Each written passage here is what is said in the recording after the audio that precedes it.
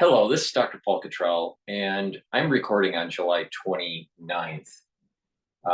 So if you could, please make sure that you subscribe to all my channels. I've set 7 different channels. I have 4 channels on YouTube, Brighteon, Bitchute, and Rumble. You can also be a member, a paid member on my Patreon channel. That way you can help support my work. In addition, you can donate through Stripe, PayPal, or buy me a coffee. On my homepage, my website is the-studio-reykjavik.com. So please help support my work. Most of the videos I do are for free. There are thousands of videos out there that are for free. And that way, you're helping support the channel. Ask your social network to follow me. That's important because we're going to be going through tumultuous times, and it's very important that you get a unique perspective that I have to say. In addition, you should be following how to improve your health. I have lots of ways to do that. If you listen to what I'm doing, you're going to be able to slow down the aging process, increase your vitality, and improve your immune system. So please take my advice, listen to me, follow my lead, and you'll be doing much better. Some of the products that I have in my store before we get to the video, this video is going to be about the decline of the US presidency. 2 videos ago, maybe 3 videos ago, I started talking about how society is looking negative towards the office of the presidency. Also, how presidents, when they're in office, are looking down on the office of the presidency. We're not showing respect for, and we're not revering the office of the presidency. So let's kind of learn a little bit about this decline in the US presidency. But before we do that, please help support my work by going to the store, the-studio-reykjavik.com, and take a look at a lot of the products that I have.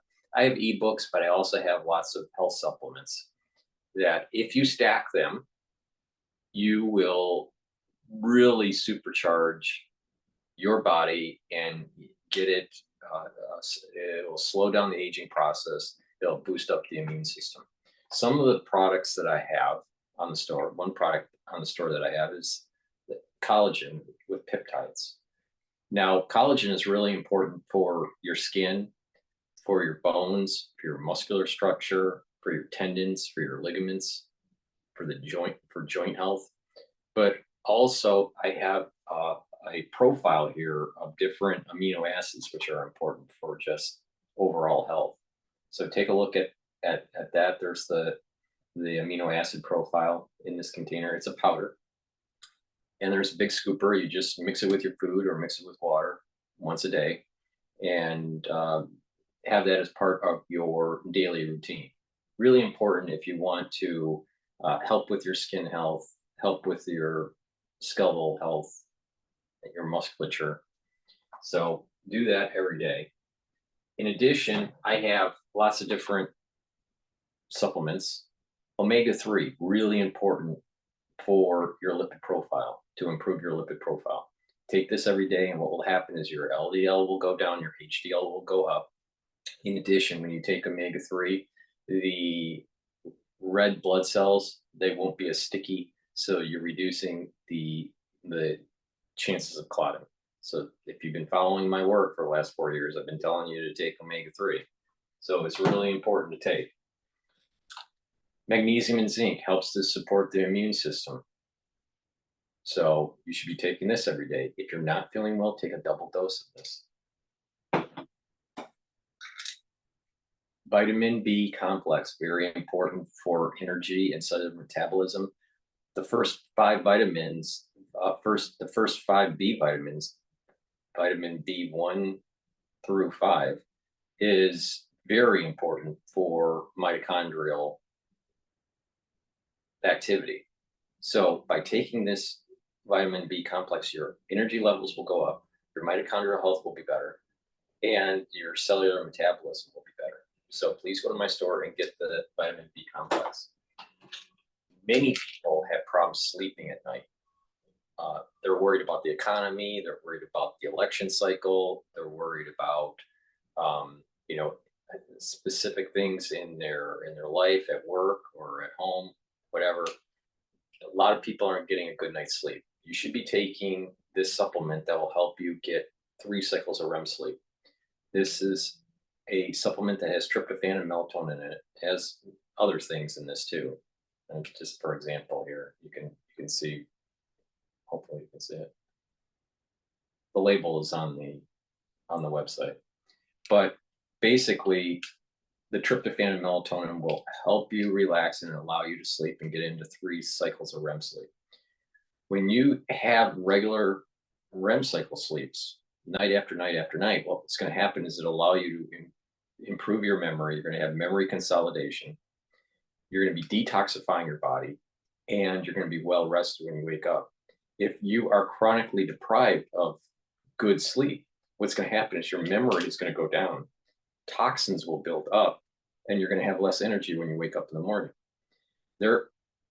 There is research out there that shows that people that are deprived of sleep age faster and also have faster neurological decline.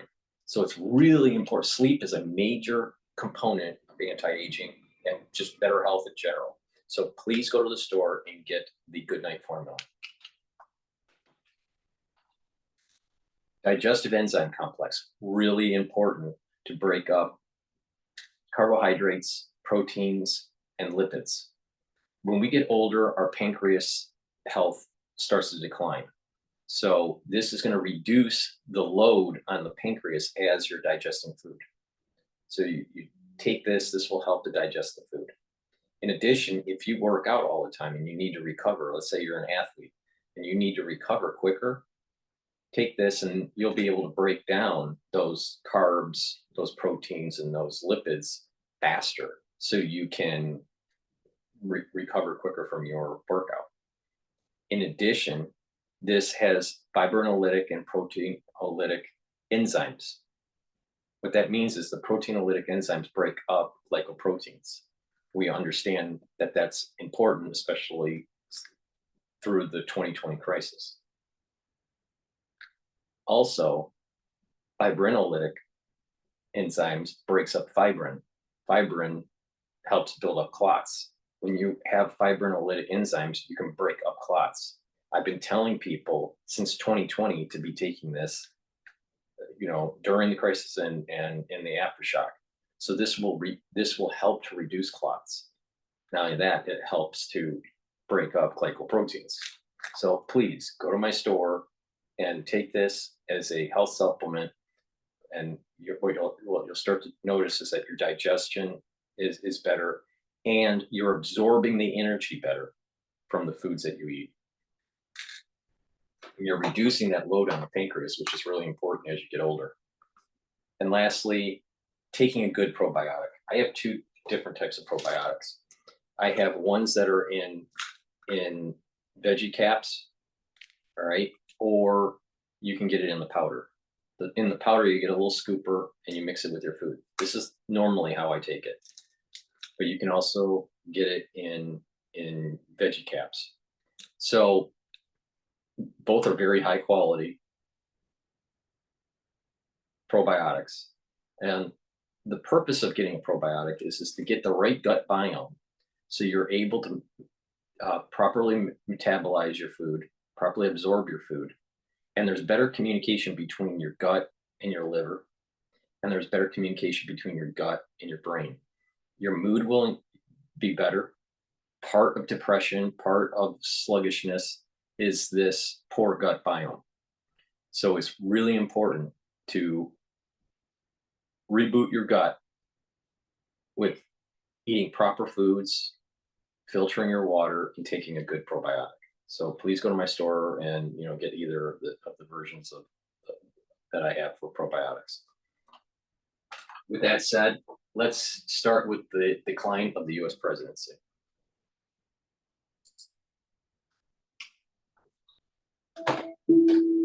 Why are Americans so unhappy with their leaders? If you take out anomalies like the September 11th attack, American trust in their government has been on a decades-long steady decline. Elections, for many, have become a matter of choosing the least bad option. the candidate who will do the least damage to the United States, and hopefully, with some luck, will somehow create some real change. Many others now believe that the system itself is broken, that it's unable to produce leaders that will help the public, and the only solution is for an outsider to come in and more or less break the system and fashion a new one. But how did things get to be this way? The United States has had its share of inspirational leaders, leaders that were widely popular in their time, and who were seen to have positively contributed to the welfare of the American people, and who went on to be venerated in American lore as one of the greats. But why do these leaders seem so few and far between? The United States has hundreds of millions of citizens to choose from. How can such a massive country be perpetually unable to produce leaders that its public is at least reasonably happy with? This video will look at two main things. One is the nature of the presidency, and the other is the public's relationship to the presidency.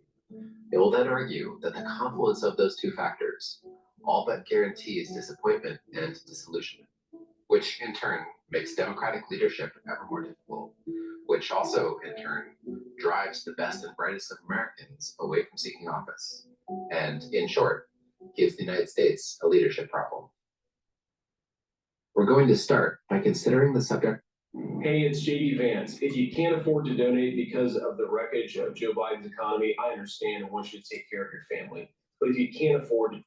We're going to start by considering the subject from an angle that I think is rarely discussed anymore, which is ironic because I think it's an obvious starting point to gain a strong fundamental understanding of what we're talking about. And that's to consider the intentions behind the role of the presidency, and coupled with that, the design of the presidency. So we need to, for a moment, take ourselves back to the end of the 18th century. When the American founders were debating the design of their new government, they had just decoupled themselves from monarchical England. They had also just been traumatized by a popular uprising known as Shays' Rebellion.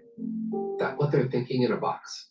They didn't want to make a government so elitist that didn't belong to the people, but they also didn't want to make a government that could be taken over by popular passions. They understood that when crowds of people came together and became passionate, even angry, they could become both powerful and unreasonable. The theory goes that regardless of how intelligent any one individual is, as you add more people into a conversation and start reaching mass numbers, sophisticated debate becomes ever more difficult, and politics begin to resemble a clash of sloganeering, which can quickly become a hot-headed clash of emotions, which can also quickly become a liability for everyone involved. This is important because if you watch the previous episode that I did, I started talking about the rat experiment in populations and how the rats start to become more aggressive at a certain population density that leads to dysfunction and actually population decline. So this is the video about the population decline in the 2054 blackout. So please watch that if you haven't. But there is this other social dynamic that I think is important, and a lot of people do not really think about that much, and that is this idea that group intelligence actually goes down as the population is going up. You know, that there's this almost like it goes to the lowest common denominator in the population.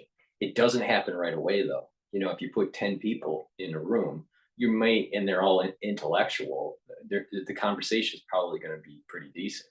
But the moment you get 100 in, then you're going to start seeing that conversational level is going to go down and there's going to be opinions. Now, maybe that inflection point is maybe at 50, not 10, or, you know, or 100.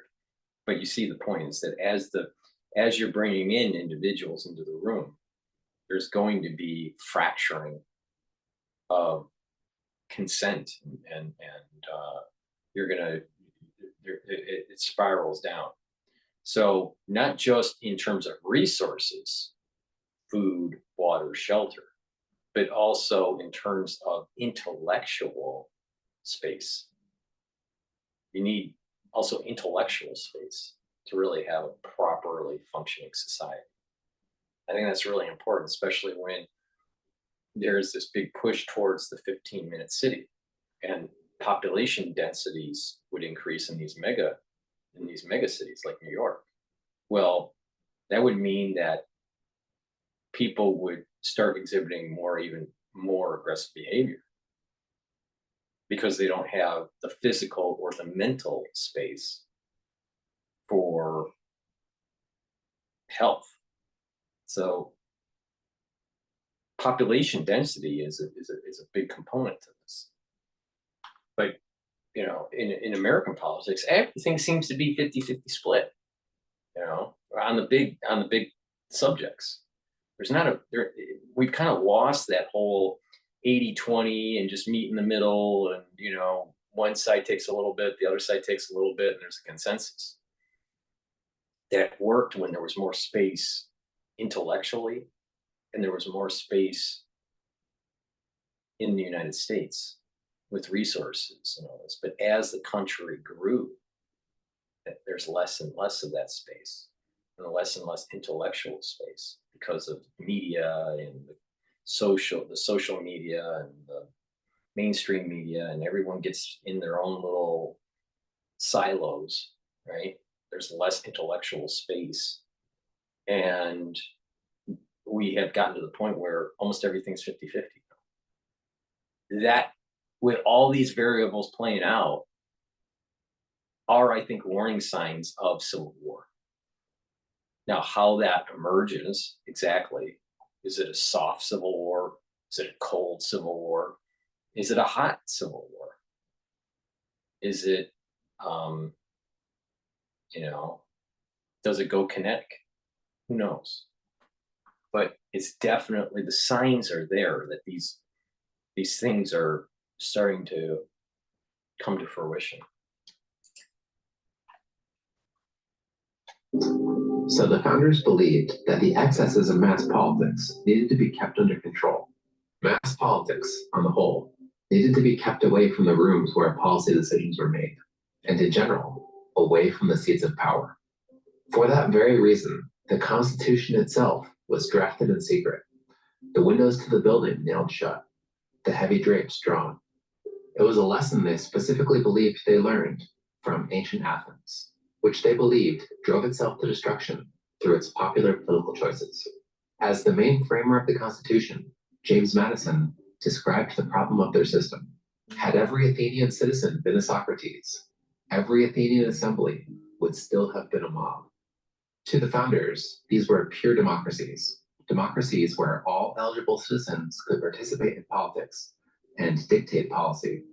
They believed that the Roman Republic was, by comparison, much more stable and therefore preferable. The Roman Republic had some democratic practices, but also checked those practices against elitist ones, and vice versa.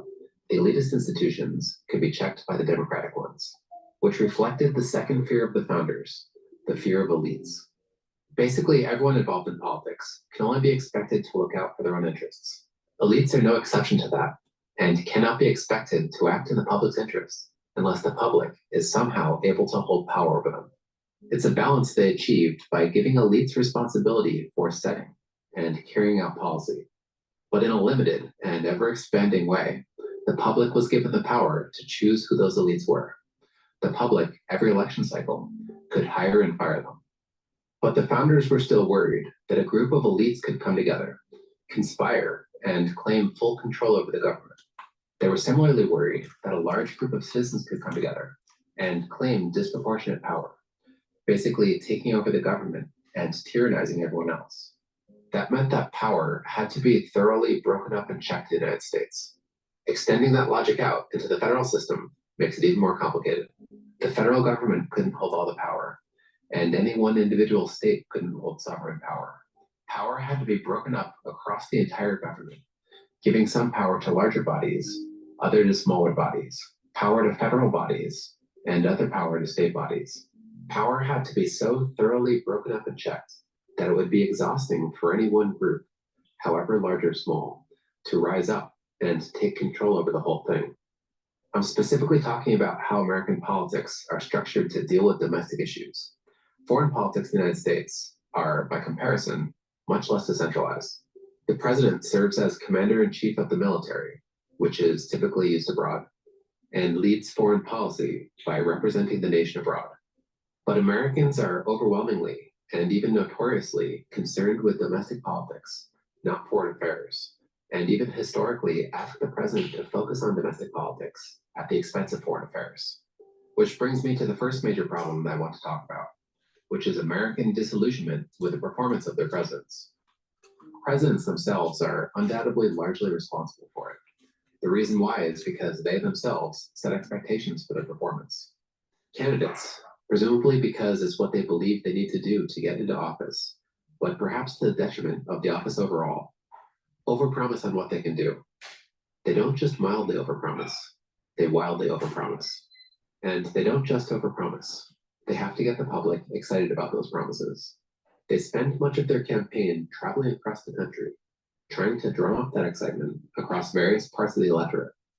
In the grand scheme of American history, it's a phenomenon that's relatively new. Candidates used to be able to focus on a much more narrow band of issues and had a much more subdued election process. Even the most notable presidents in American history, up until the 1940s, only had a few issues they're expected to focus on. For example, George Washington was expected to focus on interpreting what the role of the president actually entailed in practice, and was expected to, perhaps most importantly, retire once he had served his time, therefore setting a precedent for the peaceful, non-hereditary transfer of power. Abraham Lincoln was expected to focus on the issues of slavery and civil disunity, which meant that he was able to spend a tremendous amount of time and attention contemplating and crafting his approach to solving those problems. Franklin Delano Roosevelt was expected to deal with the threat of war abroad and the crisis of the Great Depression at home, which again meant that he could work thoughtfully through those problems, and if deemed successful, he would be deemed a good president by most Americans. Contemporary Americans generally agree that the president should focus on improving the economy, which is complicated enough, but beyond that, each president is expected to provide a vast array of solutions to an equally vast array of problems, an improbable array of solutions that the presidents themselves had largely pledged to provide. That, in part, could be thought of as a natural development. The longer the United States has existed, the more complicated the world it exists in has become. As populations grow, integrate, and develop, issues grow along with them, which naturally makes leaders attempt to step up and solve those issues, which makes the number of demands on the American government increase. But it's also, in part, We're coming up on a major fundraising deadline, and there aren't many more between now and the election. So I am asking you to pitch in right now to help us meet our goal. But it's also, in part, a change by design. In the late 1960s, the Democratic Party changed its primary process, which made the Republican Party, in turn, change its own. Up until that point, getting nominated by a party was a much more passive process. Many candidates wouldn't actively campaign during the primaries, thinking that having to do that would be a sign of weakness. The public had very little say in the process, and the parties internally chose their candidates. In 1968, Hubert Humphrey was nominated by the Democratic Party, despite not having participated in the primaries, and the backlash was so intense that a reform commission pledged to look into the nomination process, which would ultimately transform the nomination system for Democrats and Republicans alike. Under the new system, the public would now choose their preferred candidate, and the political parties would nominate according to the public's choice. That meant that candidates now had to participate in the primaries to win over voters, and would now make their cases for their candidacies directly to the public. This isn't to say that the new system necessarily affected the quality of candidates one way or the other, but the new system brought in an important change. Candidates would no longer have to sit down with political insiders and have a serious discussion about what could and could not be accomplished, and perhaps most importantly, how their platform would be accomplished. Candidates would now make their cases directly to the public, a public that may or may not be interested in dissecting the realism of their platforms. That has led us to a culture of one-upping on. And from the previous videos that I've done, I've been talking about the CIA and how it's kind of encroached in American politics, especially right with the inception from Truman. Truman basically ushered in the CIA, even though he didn't want to, but then realized that he needed to use them to circumvent the growing concern of the Soviet Union and their sphere of influence in the world. So this is happening in the 50s. And then all of a sudden, as they get established, as the deep state or the administrative state starts to gain roots into government, then they start to lessen the reins with the party politics within these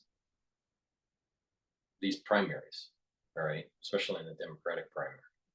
So, the point I'm making here is that you had the deep state needing time to gain some control, and the lobbying groups had to get larger.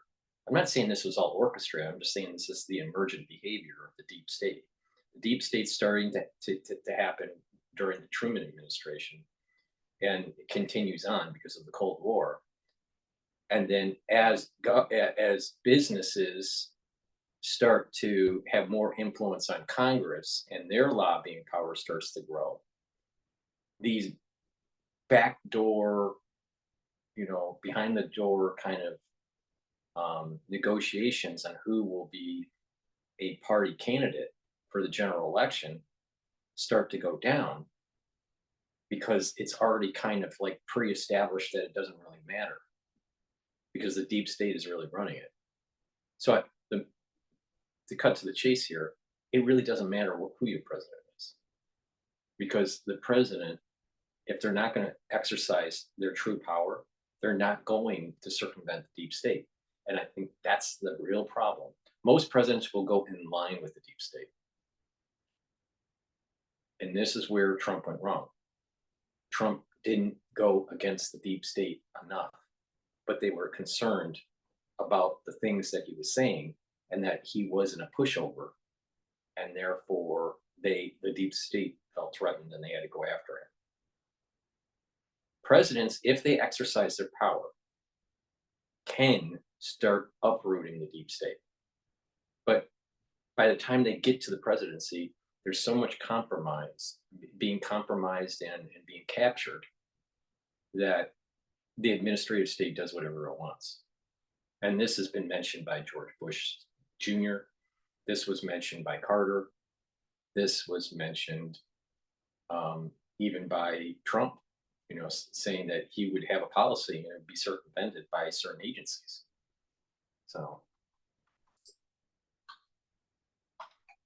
Campaign trail, where candidates compete to offer the public something ever better than their competitors. In that process, they again don't necessarily have to be realistic.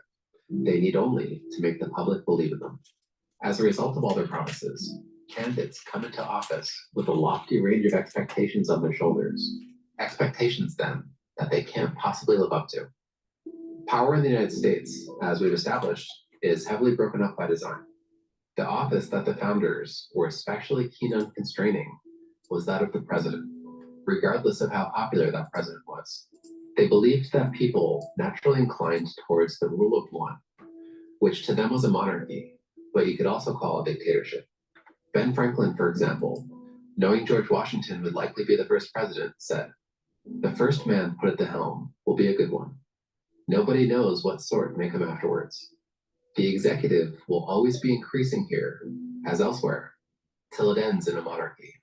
So they were especially concerned with constraining and limiting the power of the president, making it so the survival of the country didn't depend on the talent and virtue of the executive. When it comes to domestic politics, a president can make recommendations, but cannot forcefully dictate what the law is or how the law is interpreted. Their main power is to see to it that the laws are faithfully executed. But even then, a president is one figure in a large department. The overwhelming majority of people working in the executive branch are long-term employees and are not necessarily supportive of and are not hired by the president. And the federal government itself is limited against the rights of state governments and against the rights of individual citizens of the United States. When the president tries to make change happen, it's been likened to a penny being dropped through the top of a machine. A president's directives are filtered by so many figures, that if and when change does occur, there's no guaranteeing it will create the result the president intended. Lyndon Johnson put the problem colorfully when he was advised to fire an employee who had just undermined one of his programs. Fire him, Johnson shot back. I can't even find him. George W. Bush's chief of staff put the problem more modestly. In the presidency, there is the illusion of being in charge, but all presidents must accept that in many realms they are not in charge. The presidents, then, who campaigned as if they had something like full control over the government. We want to have faith again. We want to be proud again. We just want the truth again. It's time for the people to run the government and not the other way around. Find themselves in office, having far from it. Presidents underperform them over and over, held against the standards that they themselves set. At the same time, they tell the public to care. If you look at the messaging from the successful campaigners since the mid-20th century, they tend to present two themes. One is hope. There's a rosy future available, they say, just tantalizingly out of reach. Hire that president, and that future is yours. As president, I can help to change all our people's lives for the better and bring hope back to the American dream. The other theme is fear. There is existential danger, danger that could reach you in the very neighborhood that you're in. But that danger can be averted. Again, hire that president, and you'll be saved. Vote for President Johnson on November 3rd. The stakes are too high for you to stay home. Both themes. Now, you know what happened when people voted for Johnson. You had a war in Vietnam. Please go to my store, the-studio-reykjavik.com, and it's really important to improve your neurological health, improve those neuron connections, get those dendrites, those dendritic connections firing with those neurotransmitters, to improve your memory, to improve how the speed of thinking, to improve the neuroplasticity. It is important to take proper supplements and to exercise, right? Part of the exercising is getting blood flow, right? You need blood flow, good blood flow for the brain for proper function. My father is dying from ischemic dementia, all right? And slowly, but he's dying slowly, but he has ischemic dementia. And what that is basically poor blood flow to areas of his brain, which was the hippocampus, that led to his decline. Now he is in a nursing home because of it. Now, so take my advice. You need to do proper exercising. So you got to get the blood flow going. That's a little bit of cardio, right? Walking is a great exercise. Training your mind to learn new things, to build up that neuroplasticity. You get better connections, but also proper diet, staying away from processed foods, right? Reduce your sugar intake, and proper supplementation. Some of that proper supplementation is Clarity Factor. Clarity Factor will get rid of that brain fog and allow you to be able to concentrate in your work or in your schooling. But also, if you're retired and you don't work, or you're not in school, taking this, even if you're retired, is really important, because you want those neurons to be firing, and you keep those dendritic connections, those networks in your brain active. When you start to age, those connections start to diminish, and so you slow down your thinking. Your memory isn't as good. But the beauty about the brain is that it can, in certain regions of the brain, increase or decrease neurological activity, right? So you can increase this by proper exercise, proper diet, and proper supplementation. It's really important, because if you just let the brain to atrophy, you're going to have dementia type situation. You're going to have a slowing down of your thinking process. Your memory will start to decline. Even your balancing will be poor. A lot of people don't realize that to actually increase brain health, do some balancing exercises. Really important to activate the cerebellum and reduce the chances of Parkinson's and age-related gait issues. So go to the store and get Clarity Factor. Really important. This will get those neurons firing, allow you to concentrate, and also challenge your mind, learn new things, read and write, and talk to real people instead of being a keyboard warrior, because keyboard warriors normally just age faster. So please go to my store and get the Clarity Factor.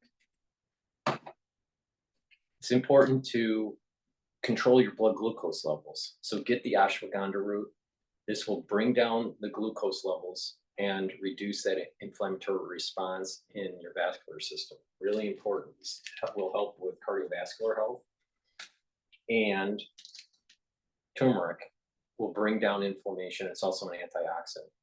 So by bringing down inflammation from glucose and from other things that are happening in your body, when you're bringing down those pro-inflammatory cytokines, what you're doing, those chronic pro-inflammatory cytokines, you bring those down and your body is allowed to heal. If you have chronic inflammation, then your body is constantly trying to fight this inflammatory response, and your immune system goes down. So, and you age faster, actually.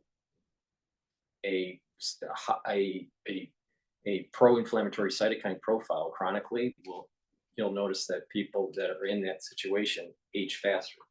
So you want to bring that down. Take turmeric and ashwagandha together to do that. Olive leaf extract, really important for your immune system and your cardiovascular health. It's a great product. It's new on my store. Please go to the store, the-studio-reykjavik.com, and take the olive leaf extract. What this will do is it will bring down inflammation, so it's going to help the immune system, but it's also going to help to improve your lipid profile. It'll bring down LDL and help with HDL. So that's good for your cardiovascular system. Very important to be taking this as part of your daily routine. Vitamin D3, great for absorbing calcium. It is a gene expression cofactor that's important for proper cellular processes. And if cells are infected and need to go through apoptosis, vitamin D3 will help that. It's important to take this every day. If you follow a certain type of protocol that I've mentioned in previous videos, you can actually reverse arthritis, especially osteoarthritis, by taking higher doses of this over a period of time and titrating it down. But this is very important to take on a regular basis for just proper gene expression and calcium absorption. So go to my store and get the vitamin D3. I take 10,000 units of this. Now, vitamin C, important for your skin and your immune system. So please take this every day. If you're not feeling well, take a double dose of it. Into some of our deepest emotions, and if we're to believe them, get us to care about the candidates and the life of their candidacies.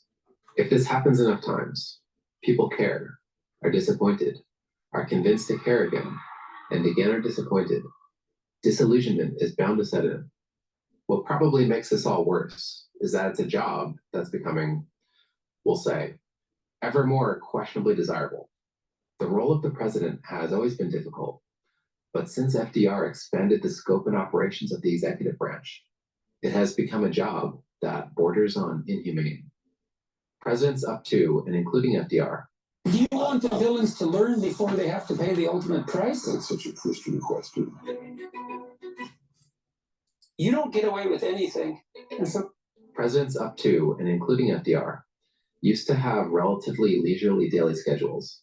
They had fewer responsibilities and typically only a handful of meetings on any given day. Their slower schedule gave them time to think, to deliberate over difficult problems, and to be spontaneous if spontaneity struck. The role of the president has evolved. The president's time, as one author put it, is now considered one of the most precious commodities in the world.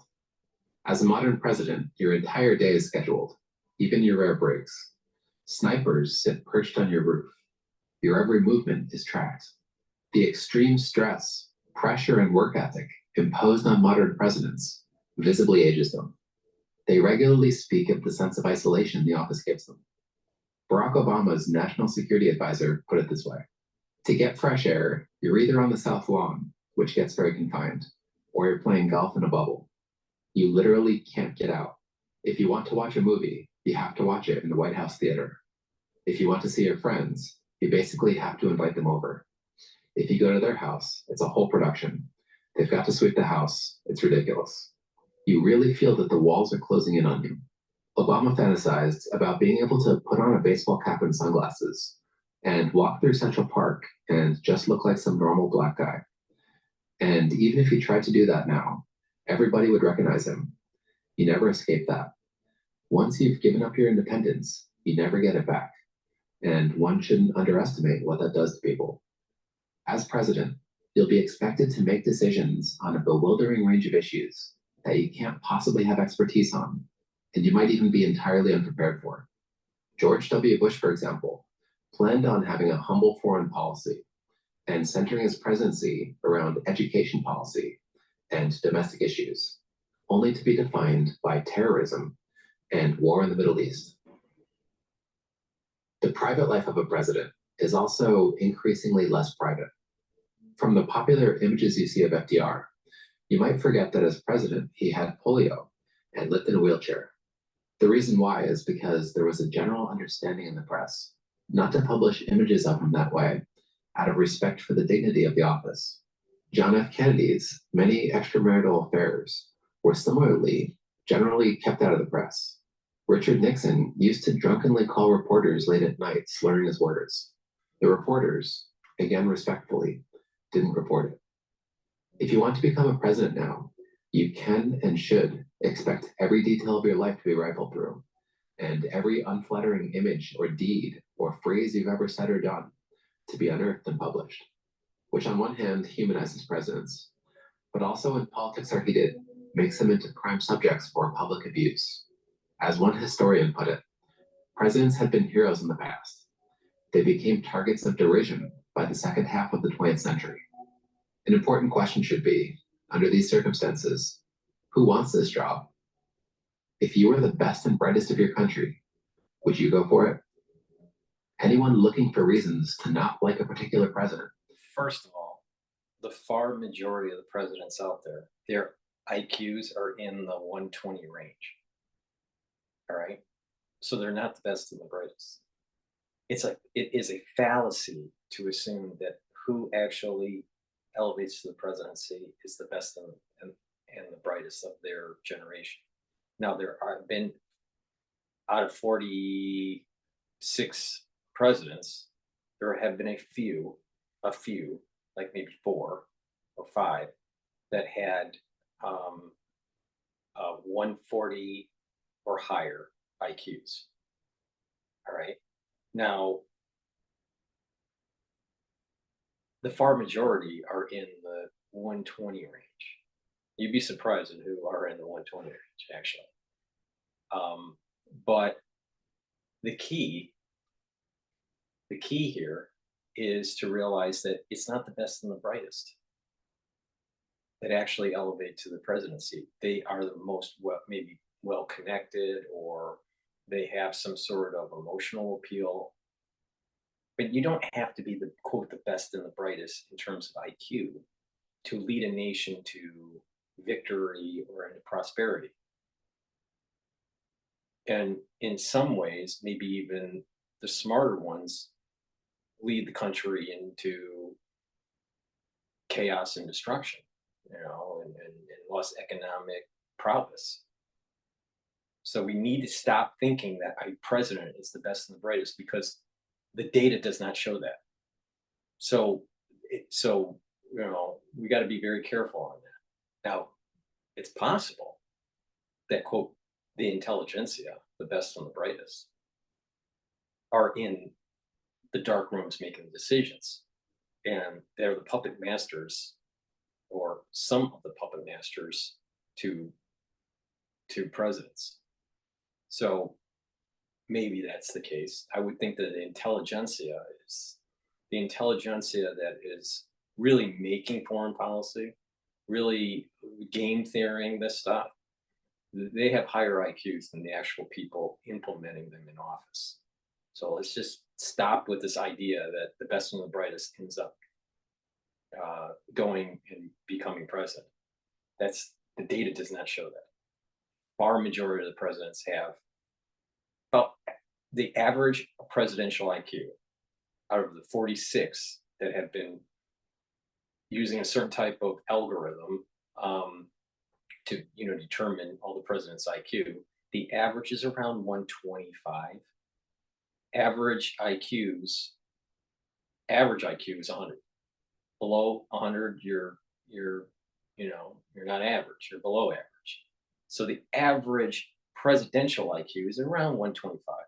So it's above average, but it's not in the 140s or the 150s. Now, I believe there was one president that based on this model, one or two presidents that were near the 150 range. All right. And a couple that were in the maybe 2 or 3 that were in the 140 range, at the 145, 144 range. All right.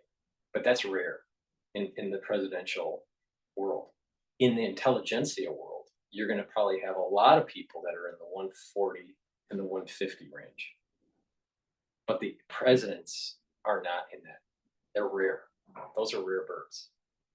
All right. So, just keep that in mind, that people that are elevated to the presidency are not the best and the brightest.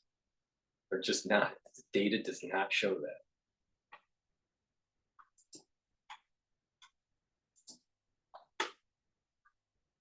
Now find them.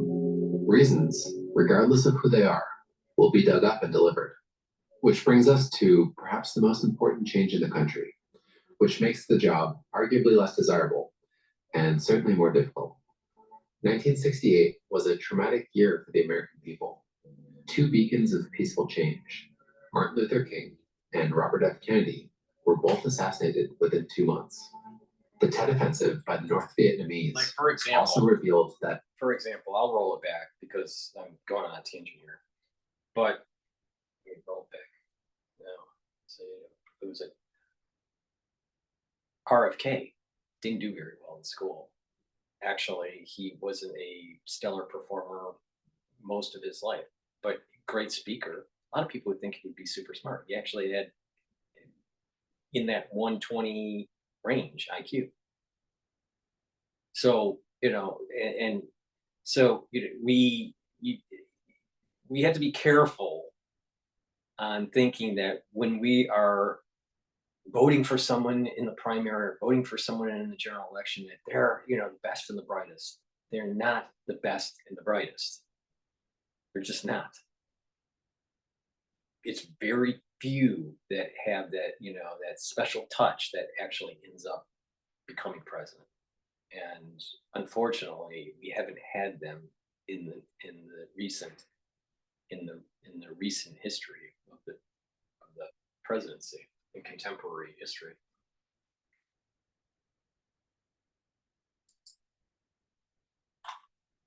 Important change in the country, which makes the job arguably less desirable and certainly more difficult. 1968 was a traumatic year for the American people. 2 beacons of peaceful change, Martin Luther King and Robert F. Kennedy, were both assassinated within 2 months. The Tet Offensive by the North Vietnamese also revealed that Johnson's administration had been lying to Americans about their progress in the Vietnam War, leaving Americans feeling angry, betrayed, and cynical about Johnson's administration, and turning large sections of the public against the Vietnam War. Many conservatives felt threatened by a series of Supreme Court cases that strengthened abortion rights and stripped Christian practices from public life. Meanwhile, an ever greater number of protest groups told Americans that the golden age they thought they had just lived through wasn't such a golden age after all, if you weren't a straight white male. To make it all worse, The costs of living were rising, and no one seemed able to stop it. Stressed and fractured, Americans blamed one another, and over time, more and more, consumed media geared at them that Now, all affirmed this they were is corrupt. happening before really the implementation of the computer age. Okay, you're already seeing that's a stress. We were talking about how those animal models and how it showed that there's stress in society at a certain population density, and how psychological behavior changes. And we're seeing that in inner cities today. Now, when there's less stress because the economy is better and there's more opportunity and there's growth and you can move out of the city and all this stuff, right? Then the psychological well-being of the aggregate population starts to go up. But then all of a sudden, when that growth phase ends and there is now additional stress and less space, more worry, then you start having more crime and more mental instability.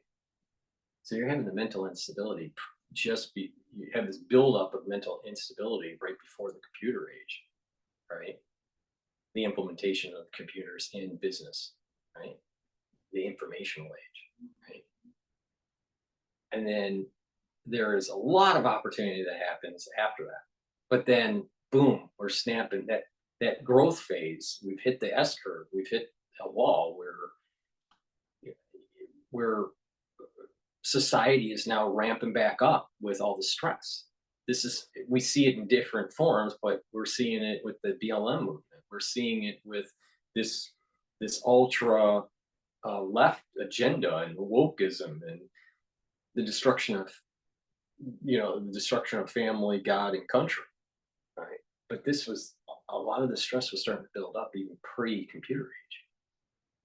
It's just it was masked during the Clinton administration because of the computer age, and we were able to kind of ride that wave of the internet with the Bush administration. But we've kind of like burned all that up now of opportunity and stability, and now we're going right back pre-computer age with stress, economic stagnation, debt, inflation, and all this stuff. The United States polarized, briefly coming together in a crisis or times of relative prosperity, but over time, polarizing more and more. Unlike autocracies, where a right-wing dictator can more or less force the country to go right, or a left-wing dictator can more or less force the country trying to get anything done. Forging a consensus to pass legislation becomes more difficult. Or a left-wing dictator can more or less force the country to go left. Polarized democracies flounder trying to get anything done. Forging a consensus to pass legislation becomes more difficult. Successful action on one side is likely to infuriate the other, which then becomes energized, gets into power, and undoes it, making the country expend a lot of energy, but ultimately stagnate. Polarization also makes the job less appealing for presidents, who now have to decide to inherit an even more difficult position. A position that on one hand demands high performance from them, while also making that performance more difficult, and on the other, causes half the country to dislike or even revile them by virtue of having come into their life as a representative of the other side of the polarized sphere. Short of the extraordinary circumstance that brings people together, the days of American presidents having a strong majority of the country behind them seem to be gone. If they do anything unpopular, they can now quickly expect to have less than half the country supporting them, a precarious position to be in for any leader in a two-party system. Approval for every president starts. Hello, everyone. I just landed in Charlotte. We have a tremendous rally, unbelievable crowds. People can't even get in. It's really great to see. Approval for every president starts at a high.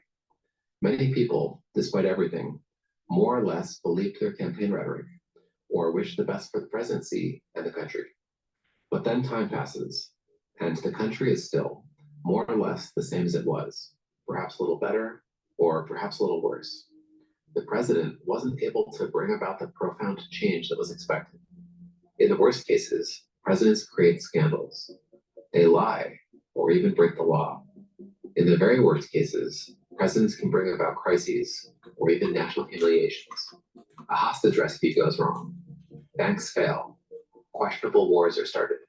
It seems over and over that presidents can't live up to Americans' expectations. In many cases, Americans even find their presidents to be disasters. That has led to a downward trend in support for the American government, which certainly isn't helped by Congress, by its gridlock and domination by special interests. But Americans look to presidents to solve these problems, to take strong action and turn the country towards a brighter future. And presidents, over and over, aren't able to deliver. To use stock market terminology, the United States is going through a bearish trend in their attitudes towards their leaders. While we were at one point perhaps overly optimistic about our leaders, we're now perhaps overly cynical, even if it's a cynicism that was largely self-inflicted by presidents, a cynicism brought by their own behaviors and misbehaviors onto the office. It's also a cynicism that almost certainly makes their job more difficult, which in turn lowers the performance of presidents, which also in turn invites more cynicism. Whether the United States can pull out of the trend it's in, whether the American people can, one way or another, regain trust and develop a healthier relationship with their leaders, or whether the trend will continue and cause the United States to face the consequences of the decline of its highest office, remains to be seen.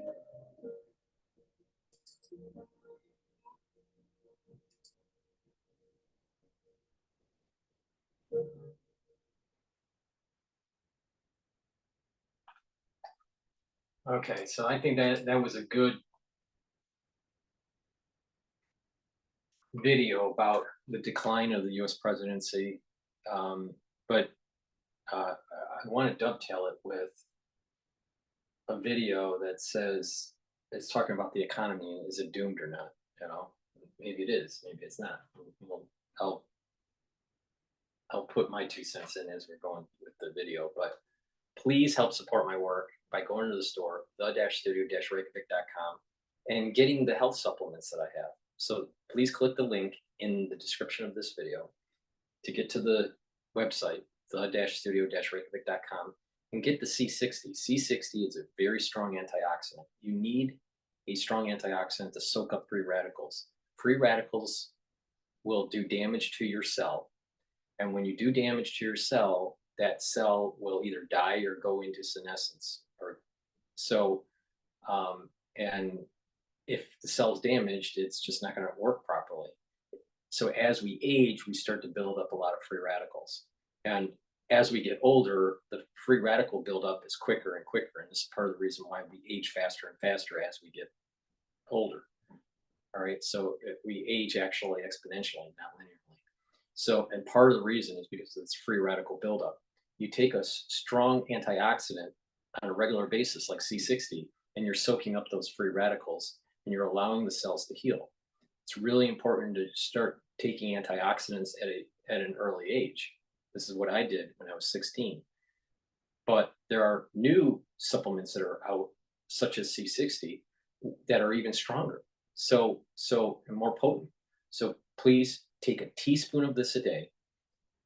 And what that'll do is it'll soak up the free radicals and allow the tissues to heal, and it'll boost up the health of the mitochondria. When you boost up the health of the mitochondria in those cells, you'll have more ATP and more energy, because the main source of energy is ATP.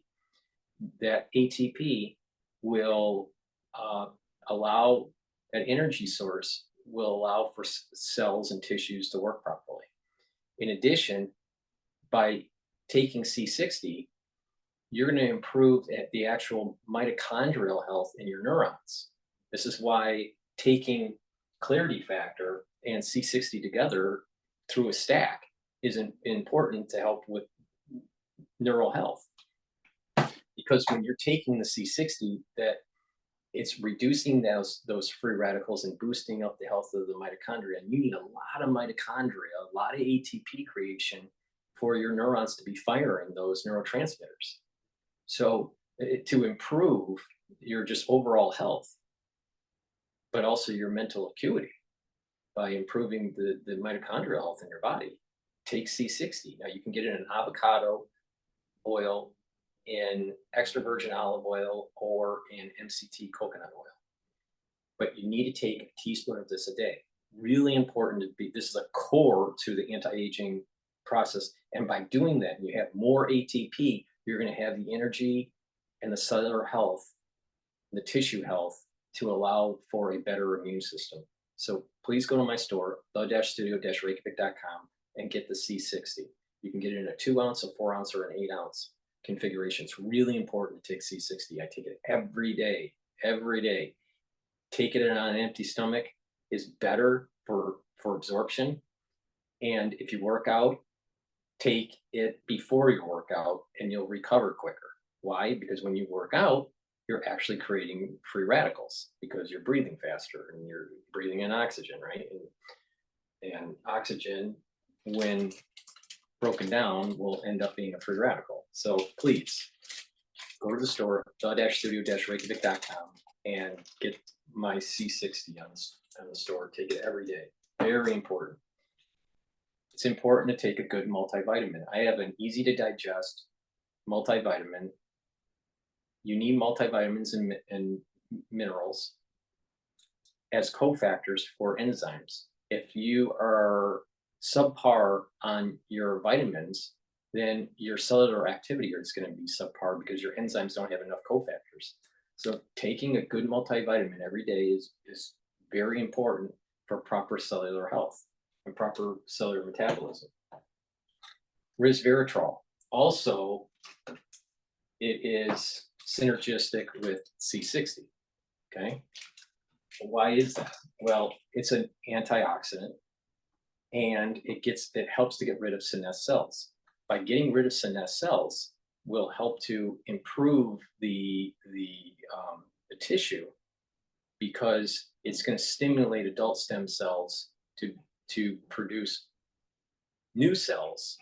And so the average telomere length in the tissue will actually be longer because you're getting rid of senescent cells. So it's really important. Resveratrol is really important.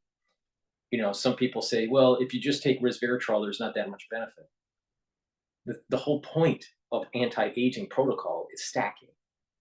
You need to stack it with other things like NMN and NAC and NAD plus and all this stuff, right? So if you stack it, like I'm telling you, you are going to slow down the aging process and your tissue is going to be healthier and younger at a biological level, not a chronological level. But all you got to do is look at people that are doing these protocols and look at the people that are of similar age and similar,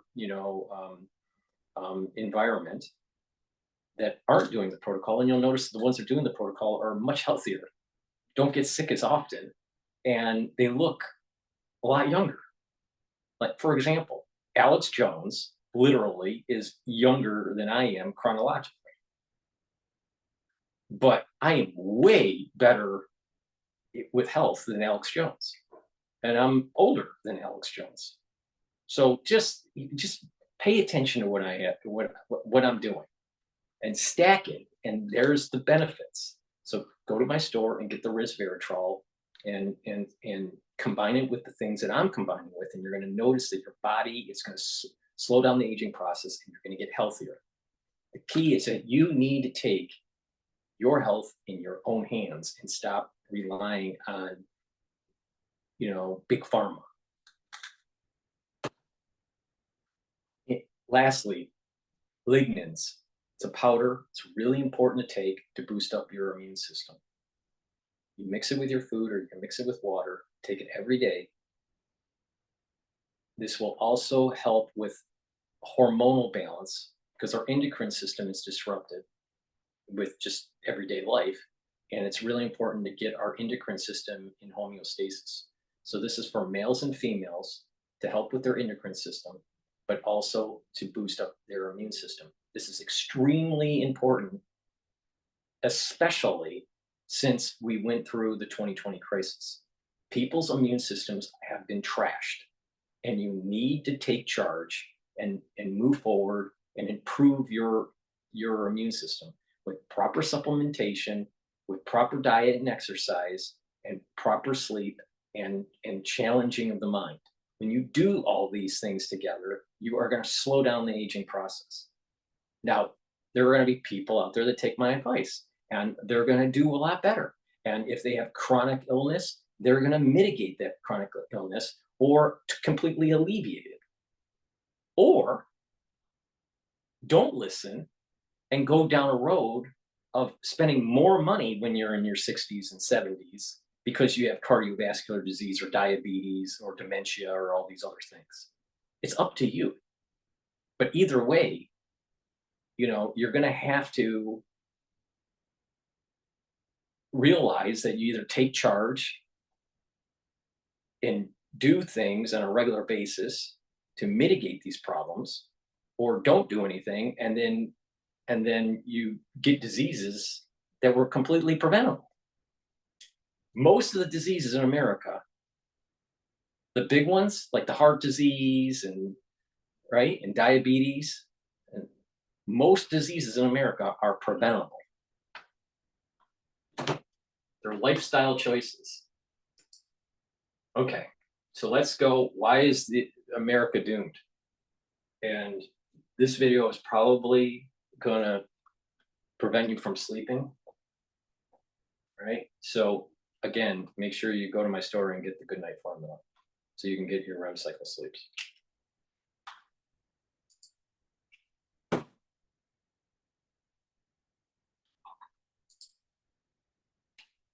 Went the greatest economic expansion in history.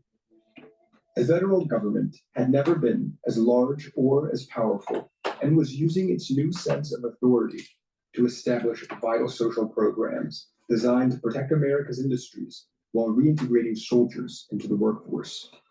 These programs spurred the growth of America's new middle class, who would grow to be one of the most financially secure and well-educated groups of people in the world. Easier said than done. We had to scrimp and save every penny to get the money needed for a down payment on a new home. We took this money, got ourselves a Federal Housing Administration loan, and we were on our way. Despite this, many Americans were growing skeptical of the role governments played in their lives, even going as far as to question why America had entered World War II, which many retrospectively felt was a European conflict. The problem now is future peace. That is your job in Germany. By your conduct and attitude while on guard inside Germany, you can lay the groundwork of a peace that could last forever. Or just the opposite. You could lay the groundwork for a new war to come. While American citizens grew concerned by the ways their government controlled their fate, European countries grew frustrated by the ways the American middle class was controlling theirs. At this time, the value of the US dollar was tied directly to gold, and the value of over 40 other global currencies were pegged to the dollar.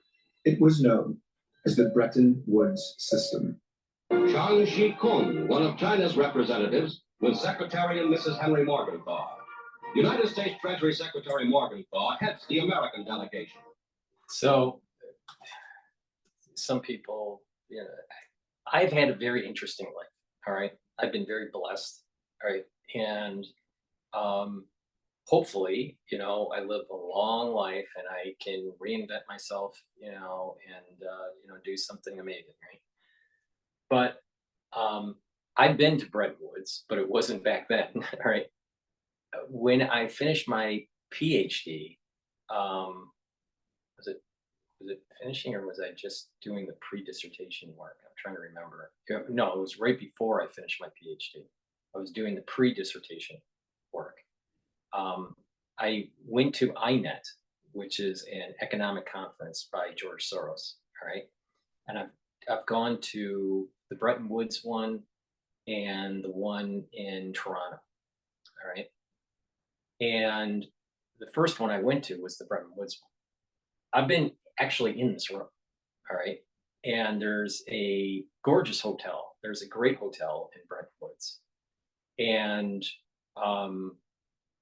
we had lots of economic speakers there. It was kind of like a World Economic Forum kind of setting. Now, when I was there were tables in that room with chairs, and people would have their laptop. You had media there. You had Bloomberg, and then there's a lobby through these doors, and in the lobby there are these huge fireplaces, and it's kind of like a ski resort kind of thing in New Hampshire. So there's lots of people that come in. This was in April or so that there was actually still snow up on the mountain there, and it's a peaceful place and a lot of history. But I've seen there were a ton of Nobel laureates for economics there. I met Stiglitz, I've met Ferguson, I've met Richard Koo. There were central bank and IMF heads at the conference. Even Freelander, when she was a journalist, was there asking questions. George Soros was there. So there were lots of. It was a big conference. It was like 4 days, I think, 3 or 4 days. And so I've been in that room. All right. Now I wasn't there when obviously when they were resetting the currency of the world back then. But it was a cool venue, but just that conference was kind of like the aftershock of Lehman. So this might have been in 2010 when this conference was. So it was my pre-dissertation work, and there was a lot of discussion. Who was right, Hayek or Keynes? So that the conference was centered on this Keynesian versus Hayek, mentality of how to run the economy. Did Bernanke do it right? And he was with the quantitative easing, and that was Keynesian, or should they have let these institutions fail? That would have been more something that Hayek would have done. So there was that kind of discussion there. But it was an interesting venue, and it was an interesting conference to be a part of. All right. So I've had these little tidbits of things that I've done in my life that are just like, wow, I actually have been there. When I was sitting, when you're looking at the stage, I was on the left side. George Soros typically sat on the right side when you're looking at the stage. All right, so he was on the opposite side. But I was about the second row of tables. So you have the first row of tables is like this first row of chairs. I was the second row, and I typically sat for the conference, and it was all day conference. Every hour had a different thing, and then you had lunch. You had breakfast, and then lectures, or the conference or topics, and then there were additional lectures throughout the day, and then there was a break for lunch. Then there was, and some days there were kind of like sessions, little sessions. They really did this. There were a lot more sessions at the Canadian version that they did in Toronto. But I remember the table, and I was at the second row, and I typically sat around in this area. Well, George Soros was always on the right side, and he was about maybe 5 rows back, maybe 6 rows back. He didn't usually sit near the front. One of the days he was actually reading someone's pre-published paper, and he was farther back. He was maybe the 15th row back. But it was a cool conference. So being and this is around 2010. I think it's around 2010. Maybe it was 2012, but it could have been 2012. But that around that time period, and it was kind of cool to be a part of. So when I see these kinds of things, I go, wow, you know what? I've actually been in these rooms, but in a kind of a modern setting, you know, tied to Lehman and not tied to the resetting of the world economy after a world war. But that's just a little side note. So when I see this picture, it's like, wow, you know what? You know, I actually sat right there around there in 2010 or 2012. I can't remember which year it was. On the opening day, in his role of acting conference president, he addresses the meeting. To be discussed are plans for the stabilization of world currency. It's so amazing. All this, all the stage and all, not the flags, but the stage and the arc, you know, the ornamentation, that's all the same. Wow. That's so cool. Now, in this case, when they were doing the speech here, they just had the chairs. They didn't have the tables. But yeah, I do remember it. Wow. It's a beautiful place. It's actually the hotel is it's a very peaceful place. Very, very peaceful. I have some pictures of it that it's very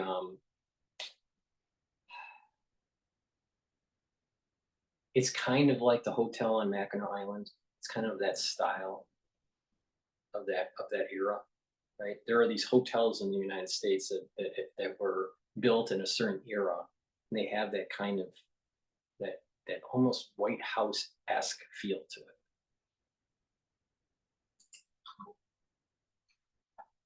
Agreements must be ratified by the governing bodies of the nations involved before becoming effective. Delegates to this monetary and financial conference pose on the hotel lawn.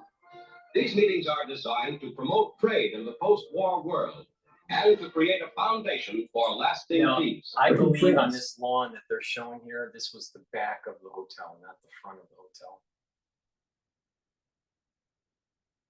Now, when I was there, there was snow, and it wasn't really cold, but there was still snow on the ground, and it was in April.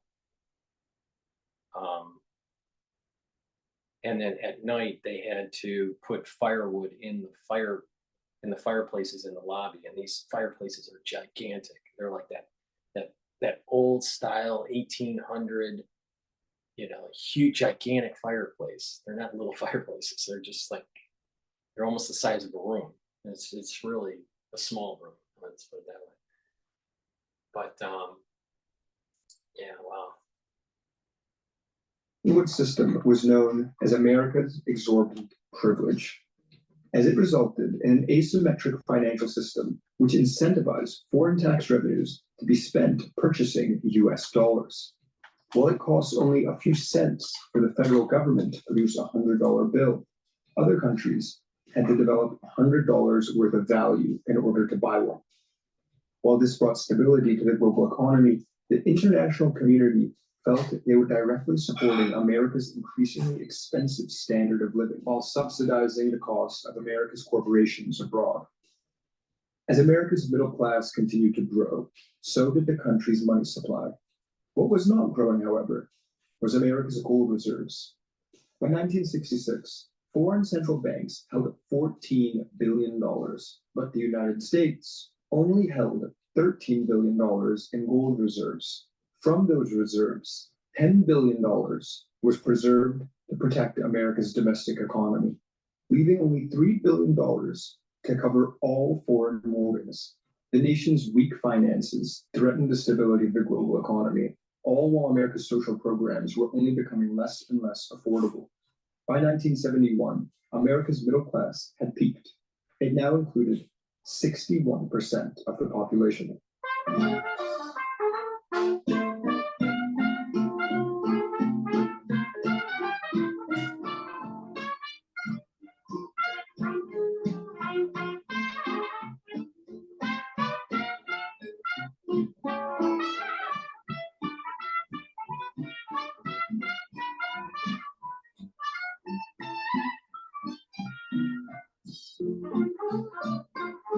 but their gold supply had never been lower, and now only accounted for 22% of the value the gold represented, down from 55% when the Bretton Woods Agreement took place. West Germany was the first country to call BS and announced they were leaving the Bretton Woods system. To the surprise of everyone, the Deutschmark saw a sudden increase in value, while the dollar dropped by 7.5%. In response, Switzerland immediately began offloading dollars. France exchanged nearly $200 million into actual gold, and paranoia and fear were beginning to spread to every corner of the world. America's politicians needed to decide who they were going to prioritize, their own middle class or the global economy. They chose neither, and instead decided to protect something far more important, their control on power. I directed Secretary Connally to suspend temporarily the convertibility of the dollar into gold or other reserve assets, except in amounts and conditions determined to be in the interest of monetary stability and in the best interest of the United States. The day Now, before, it's really the important. US dollar was back. Why am I playing this with the previous video? It's like we're losing confidence in the presidency, right? We're losing confidence in our government. And there is this destabilization of the US dollar around the world, you know, with the whole BRICS and the fiasco of freezing assets and trying to prevent Russia from doing commerce. So there are countries that are moving away from the use of the dollar, especially the use of the petro, the using the dollar as a means of exchange for petroleum. So it's kind of, we're seeing potentially the sunsetting of the petrodollar, right? And people are moving, and there are countries that are moving away from the reliance of the US dollar as a stable currency. The US has not had a permanent position of stability economically.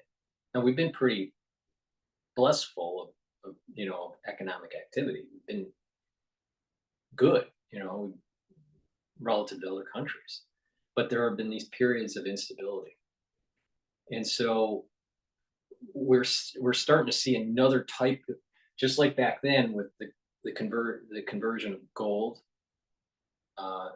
you know, during Nixon's administration, abolishing that. But there was these periods of time where there was this instability, right? And then this kind of like new move to a different currency regime kind of thing. We're seeing that happening with digital currencies. There's this instability that's starting to take place. Less countries are wanting to buy treasuries. There's more debt in the country. We don't seem to be seeing huge gains in productivity at this moment in time through AI. So there's these headwinds that are taking place in the economy that may be forcing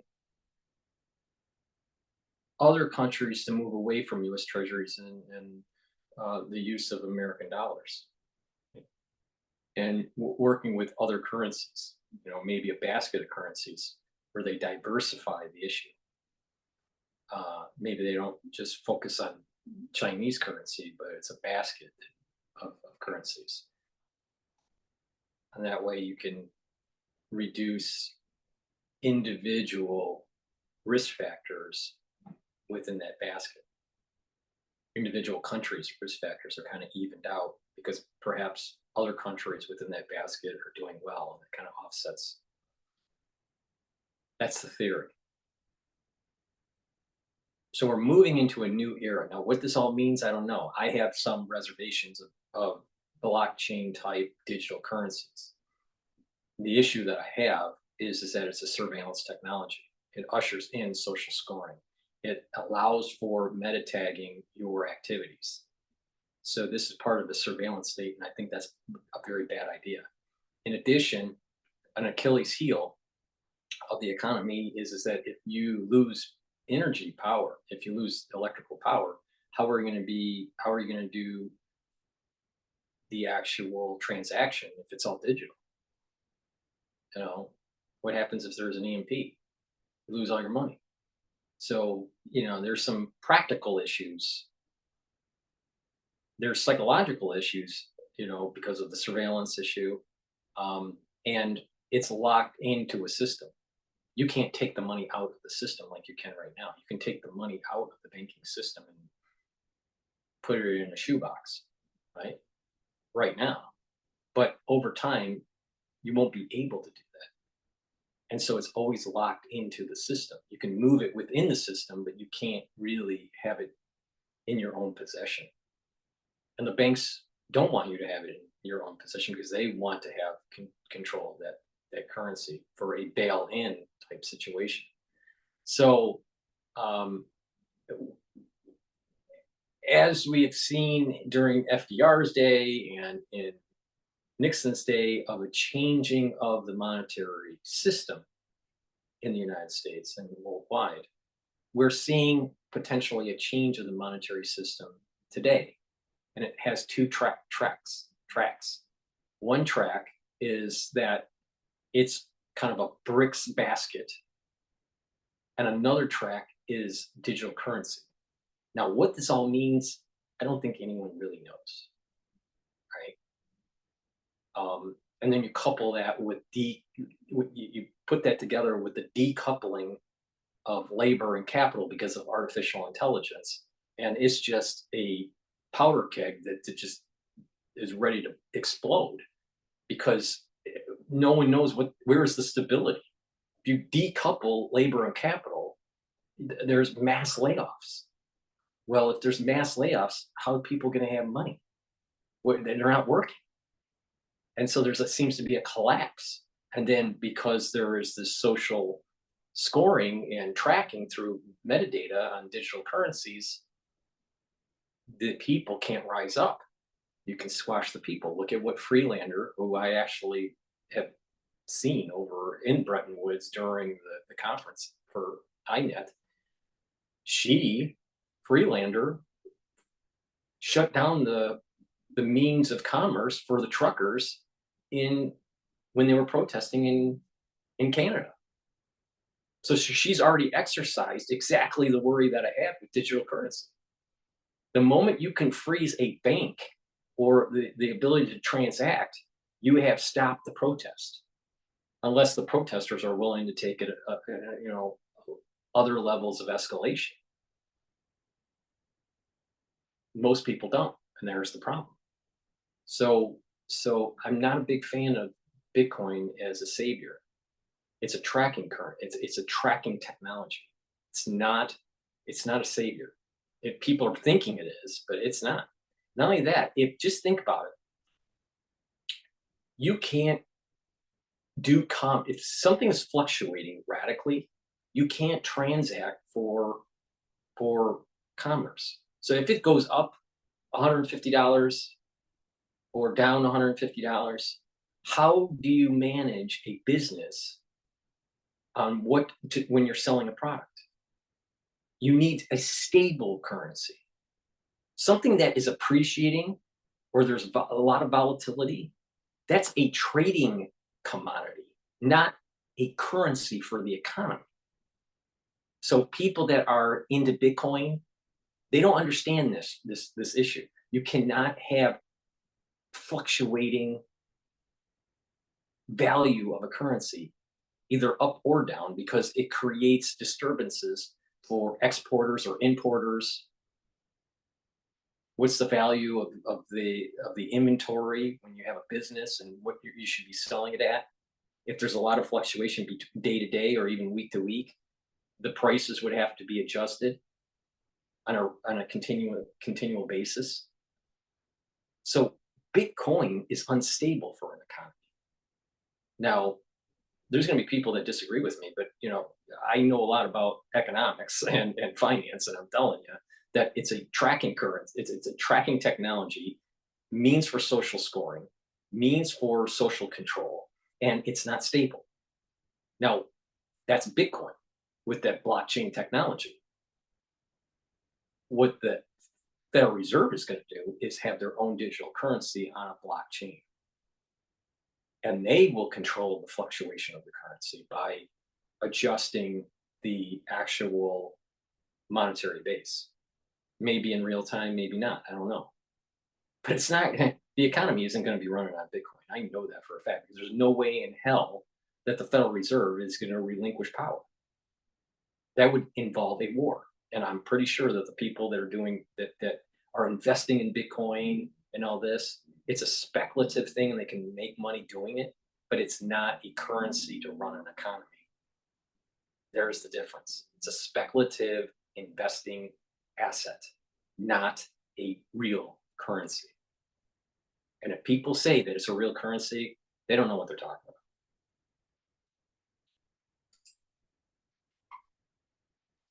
about. By gold. But after Nixon's announcement, it was backed by nothing. And just as the whole world was tuning in to see what America's grand plan was, Watergate happened. I have always tried to do what was best for the nation. Throughout the long and difficult period of Watergate, I have felt it was my duty to persevere, to make every possible effort to complete the term of office to which you elected. In the past few days, however, it has become evident to me that I no longer have a strong enough political base in the Congress to justify continuing that effort.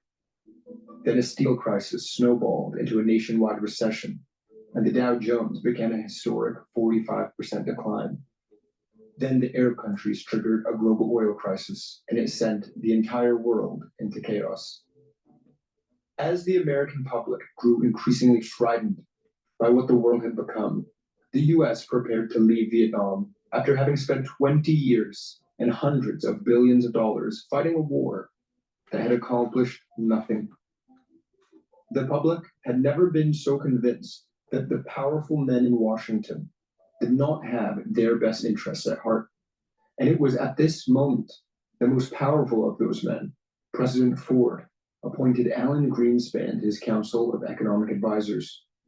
Greenspan didn't know it yet, but this appointment marked the beginning of a historic rise to power. And at the climax of our story, Greenspan would be the hero to restore stability back into the world. Key point that I'm making here is that all these problems are building up in a pre-computer age, pre-informational age. Okay, and we can learn from this and where we're going with this whole dystopia with the decoupling of labor and capital. Be free, can't you see? Come on, little girl. All you gotta do is set me free, oh yeah. Look up the sky, all the stars above you, all the stuff the same. But across the country, in California, a group of innovators, intellectuals, and nerds were developing a new vision for a more stable world, one that would be made possible by revolutionary new technology called computers. Oh, it's a Wayne. Wow. The Californians believed that computers, unlike politicians, could be trusted. The expansion of the digital world was going to liberate people in the real world from the hidden agendas of politics, ushering in a future where the integrity of decisions and processes would be protected by machines. But at that very same moment in time, a new president of the United States was being elected, and he believed in the complete opposite. He was convinced that he could use traditional political power to make not just America, but the whole world a better place. And all of them, the economists, the computer nerds, the politicians, and even the new president were completely wrong.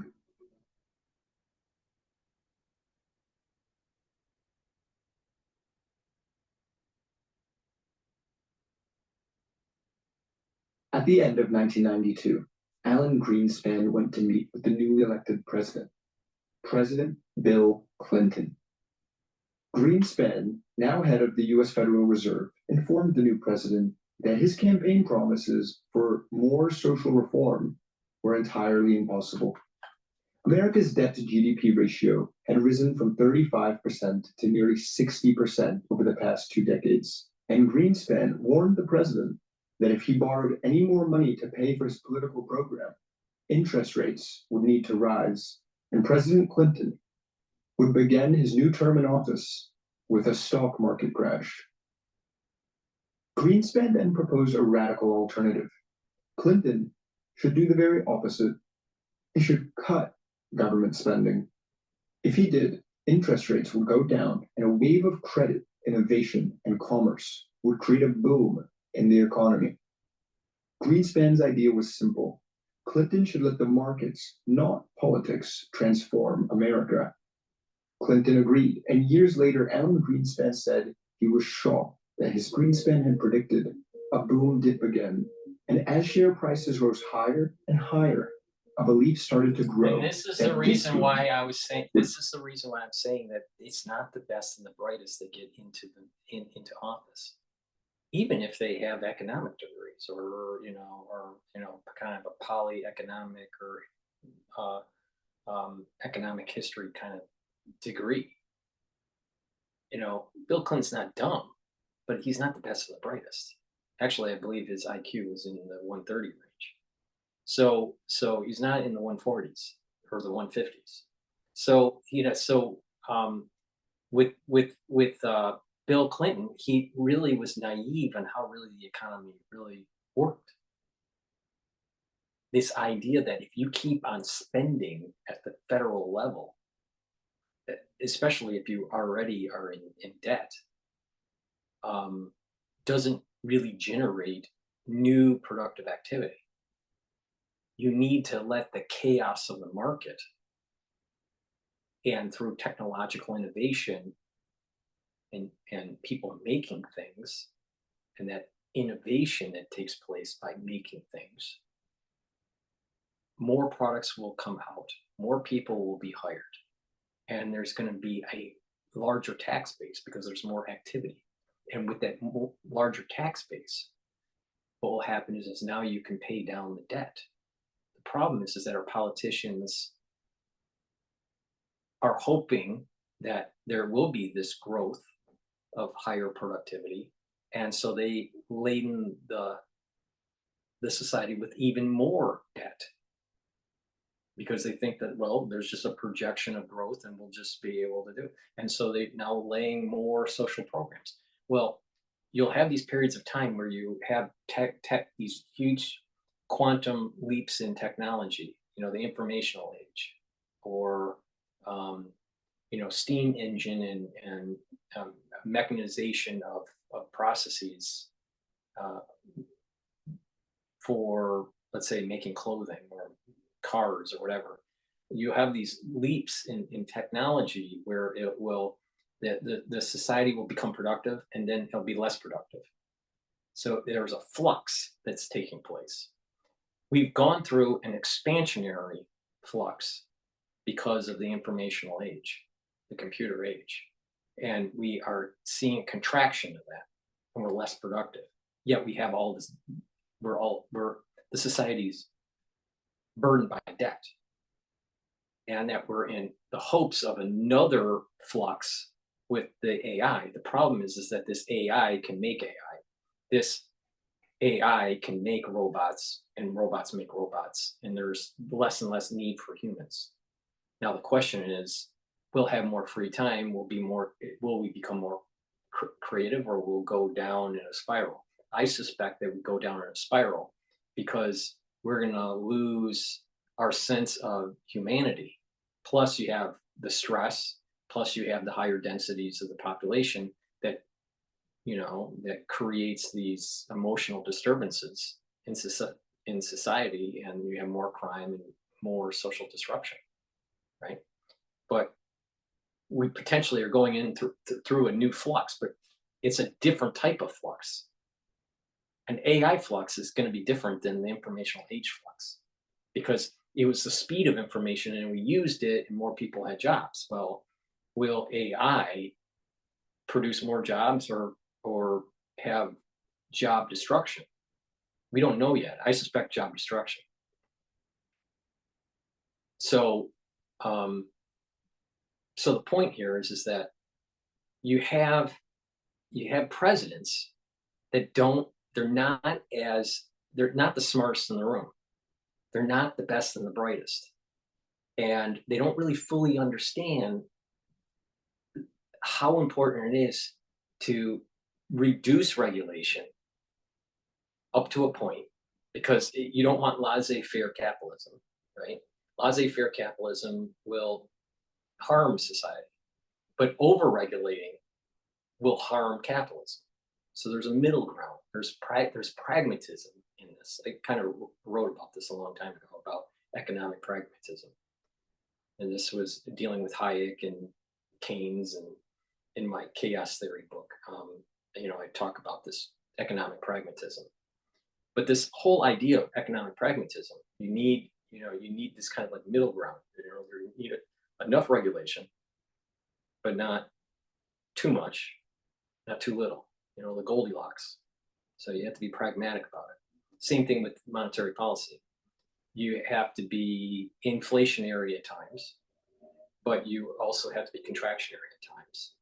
And that my take on this is that you don't want to be a complete Keynesian in monetary policy, nor a complete person that follows Hayek. You want to stabilize the economy, but let the economy run on its own and only interject when it's needed.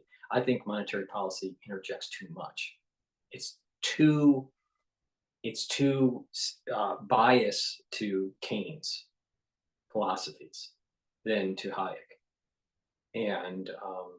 and because of that, it's caused a lot of economic disturbances in the world, not just in the United States.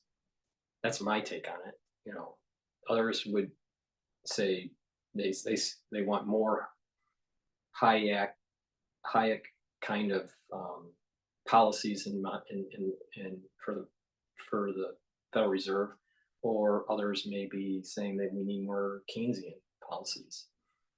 I don't think so. I think that there's this economic pragmatism is really important. But politicians, they have this idea that they can just write into law, some government spending that's really going to fix things. And the reality is that you got to go, why? You have to get back to these root questions, like, why is the society not as productive? And it may be the educational base needs to improve, or that there's too much debt, and that the debt load has to be relieved before people are willing to invest, or in their education, or in businesses, or whatever. So this idea that you can just that you have a problem and just the government is going to be here and just spend more money is not the solution. The solution may actually be that the government does the complete opposite, which is what Greenspan is saying here. All right. Now, that's not the case all the time.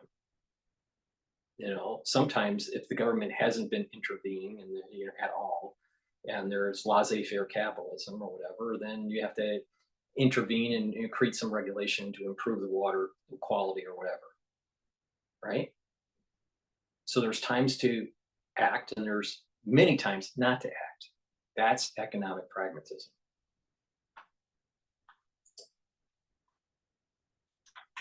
Different to those in the past, this boom wasn't going to run out of steam. And the reason was this new thing people were calling computers.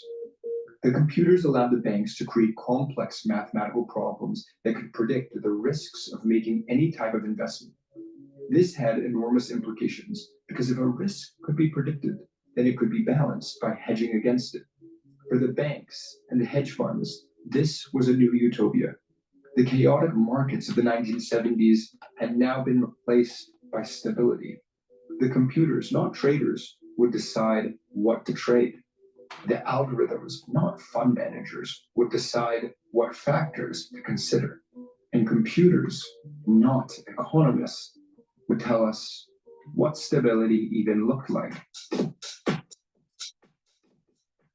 I remember these commercials for the Intel.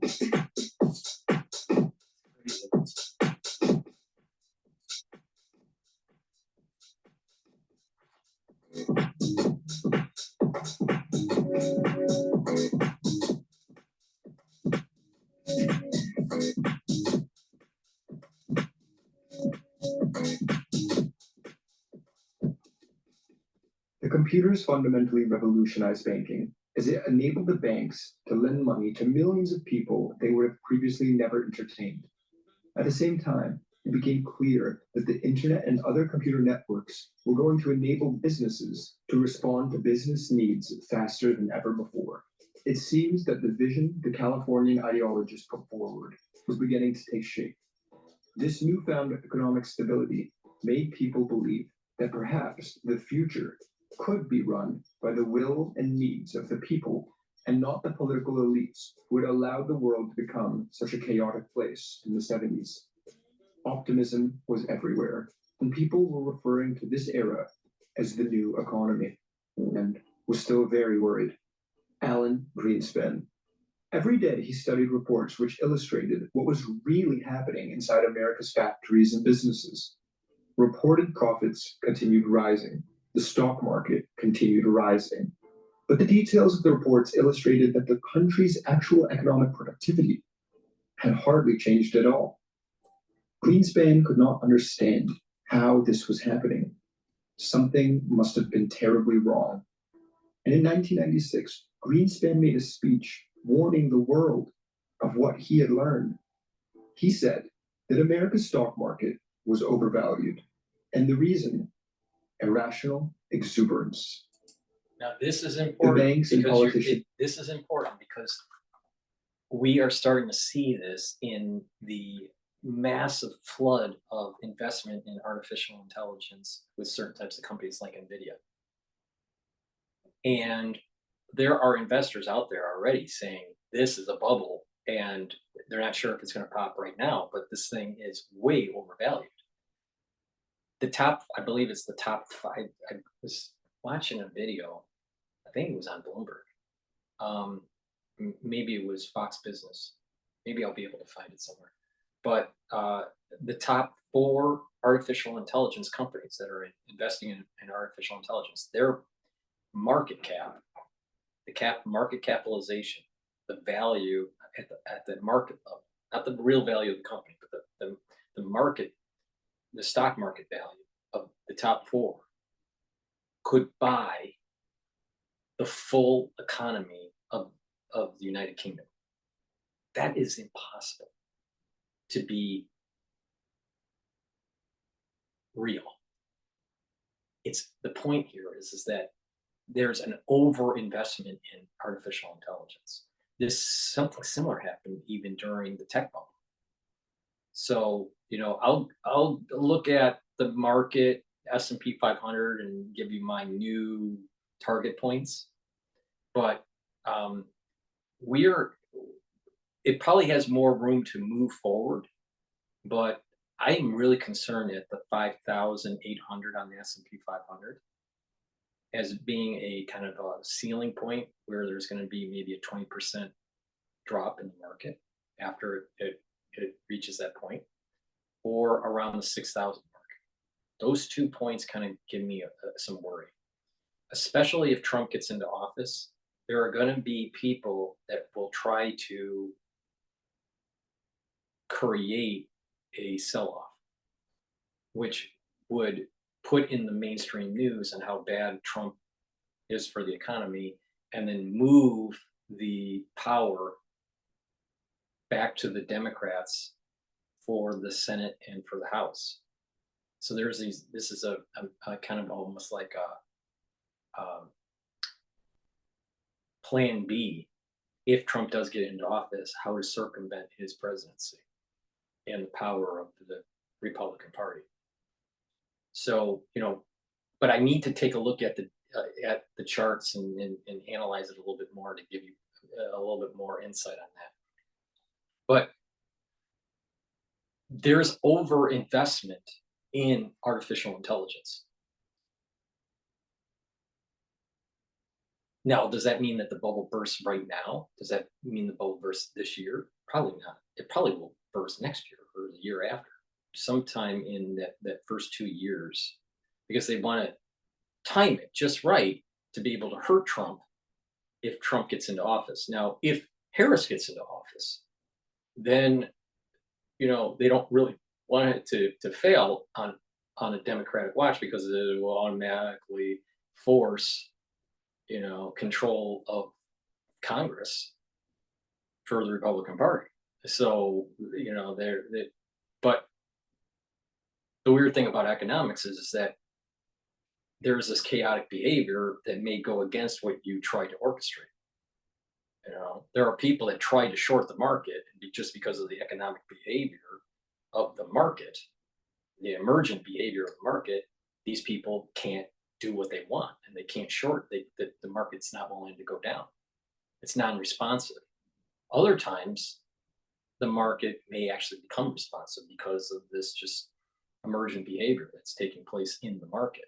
So people think, well, it's so easy to just bring down the market, just have, really powerful people just start selling off. Well, not necessarily, because there's so many interactions at the agent-based level of the economy and of the market that even powerful players may not be able to actually move the market in the direction they want it to, especially if they want to short it. Shorting markets are hard. You can make a lot of money when you're successful in a short amount of time, but shorting markets is extremely hard. There is a natural tendency to move upward with these markets, just like there's a natural tendency in biology, biological systems, to find a way to live, find a way to survive. There's a natural tendency to do that. The market's the same way. It has the same kind of atomistic mechanism, that there's an emergent behavior of the market that wants to move up and not go down. There's fluctuations. Now, there are people that try to manipulate, but it doesn't mean that they always can manipulate.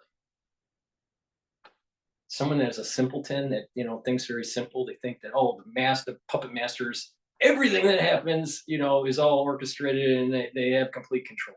No, they don't. There are these things that happen that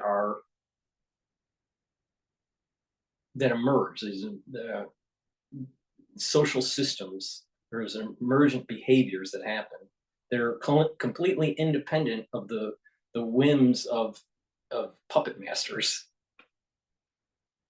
But there are times when the conditions are right and the puppet masters can move the market in a direction that they want easier.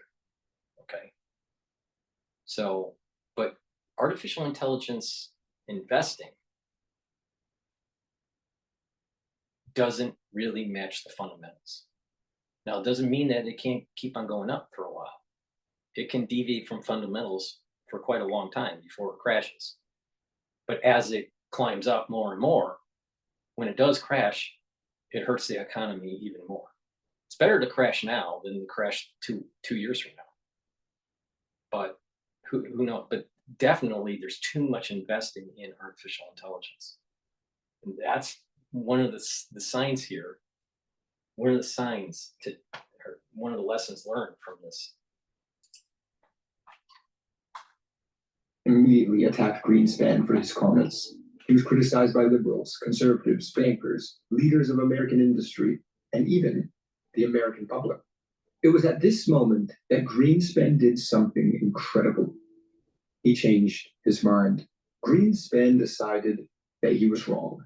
The computers were actually increasing productivity, but it was happening in new ways that his data was unable to capture.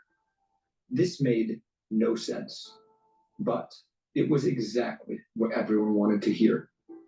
He went back to see Clinton, this time to tell him the good news. He said that despite his initial observations, the US really was entering a new economy, and compared the discovery to stumbling upon a new planet. The boom continued. Clinton looked like a hero, and since the free markets were being run by computers, the chaos of the past seemed like it would stay in the past, and everyone could just chill out and enjoy the new economy. I hope that in this season, Larry King is interviewing, I remember actually that show with Larry King, with Clinton, Larry Clinton.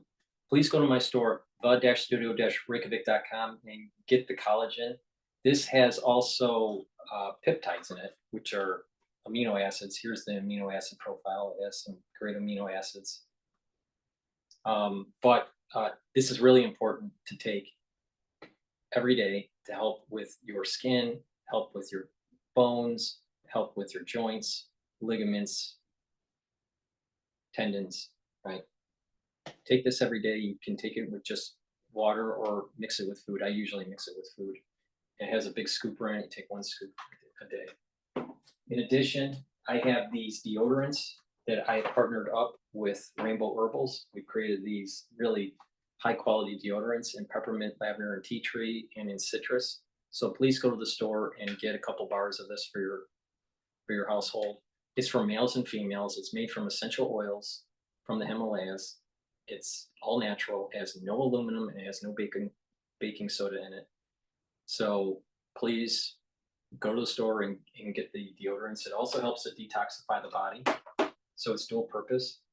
And we've also developed the Even Better Bar, which is a skincare bar that you apply on your skin. And what will happen is your skin will be smoother and softer if you apply it every day on your skin or every other day. In addition, it will help to reduce muscle pain, a itch from a bug bite, and it'll help to heal a wound, an abrasion, or a minor burn. So this is a really important bar to have in your medicine cabinet. So please go to my store and get the Even Better Bar. It's also made from essential oils from the Himalayas. I have a very high quality toothpaste, so please go to the store and get this toothpaste. It has no fluoride in it, no fluoride. It will whiten your teeth, freshen your breath, neutralize pathogens, and improve your gum line by reducing inflammation. And with proper oral hygiene, you're going to improve your cardiovascular health. People don't realize that good oral hygiene is correlated to good cardiovascular health.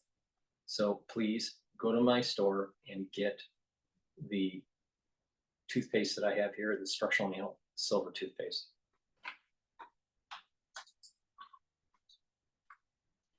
people will stop and think about how they can bring more love into their own lives and in the lives of people around them.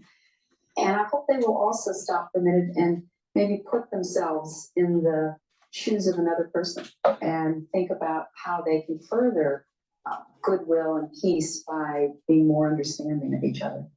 What'd you get, Phil? Oh, that's a secret. I can't tell you that. I know, but I can't tell you because we don't open till Christmas morning. Be surprised. Sure.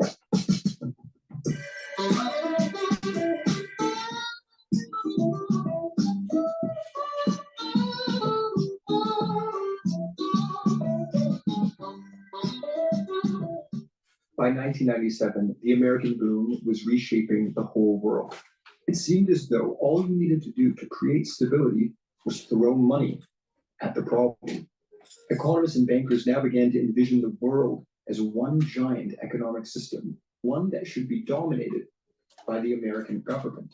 It seemed that the best way to bring economic stability to the rest of the world was to open it up to the free flow of capital. In the sandbox that the US would use to test this hypothesis would be Southeast Asia. Under American pressure, countries like South Korea and Thailand had given up all sovereign restrictions so that the American dollar could flood into the economy. This fueled an economic boom known as the Asian miracle. But Clinton's Council of Economic Advisors were worried that much of the money was being wasted. Instead of strengthening the Asian economies, the capital was financing highly speculative housing projects, which were directly creating property bubbles in the economies receiving aid.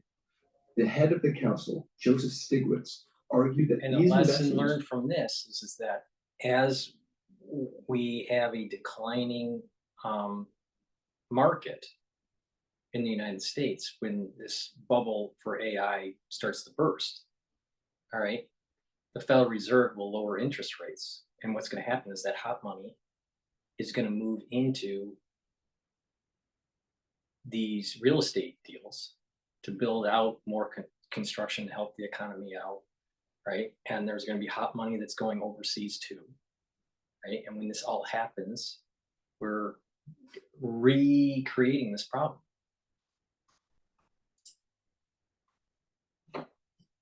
would inevitably leave the economies of Thailand and South Korea decimated. Joseph Stiglitz wanted to persuade the president to stop the excessive lending that was creating a property bubble in Asia, but his messages were being blocked by the higher-ranking Secretary of the Treasury, Robert Rubin. Are lots of people have assets? I think it would be read as a sign that our system isn't working right. And I think that would be very unsettling in a broader sense. And unsettlement, if that's a word, and uncertainty tend not to be conducive to healthy markets. Before Rubin became Secretary of the Treasury, he ran Goldman Sachs. It was under his leadership that the banks had created and implemented many of the computer models that were now running America's economy. Rubin had his own revolutionary vision for a world system, one completely open to the free flow of capital.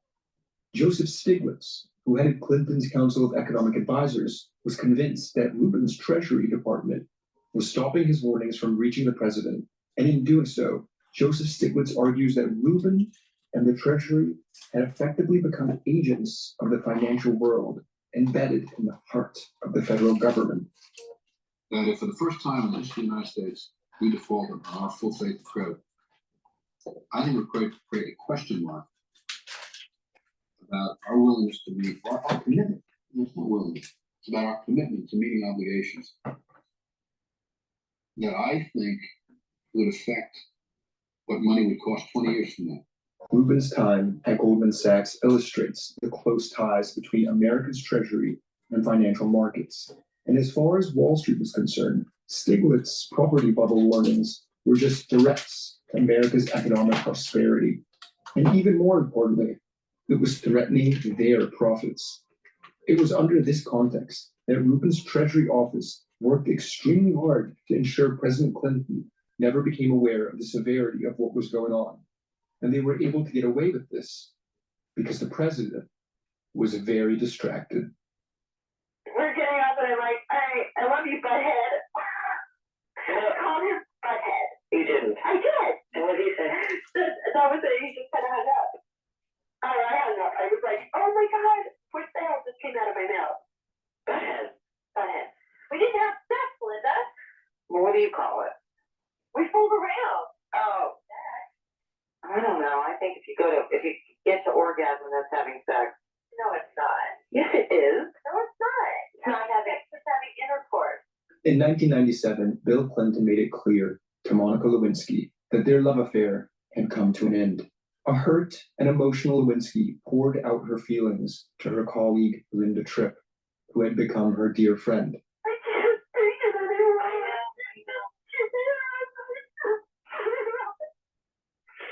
Oh my God. It's too much for one person.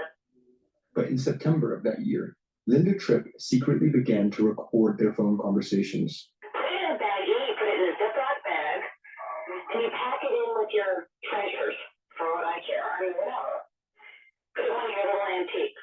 What for, though? I don't know, Monica. It's just this nagging, awful feeling I have in the back of my head. Well, I know that. I think it's a blessing you do, and it could be your only insurance policy down the road, or it could never be needed and you can throw it away. And while all of America was preparing to hear these phone calls, And the insurance policy was really important because the Clintons are known to knocking off people they don't like. You know, like the Whitewater incident. Please go to my store, the-studio-reykjavik.com, and get the lozenges and the drops that I have. This is really important for the cold season. The moment that you start to feel, you know, some sort of irritation, you should be taking the lozenges or the drops.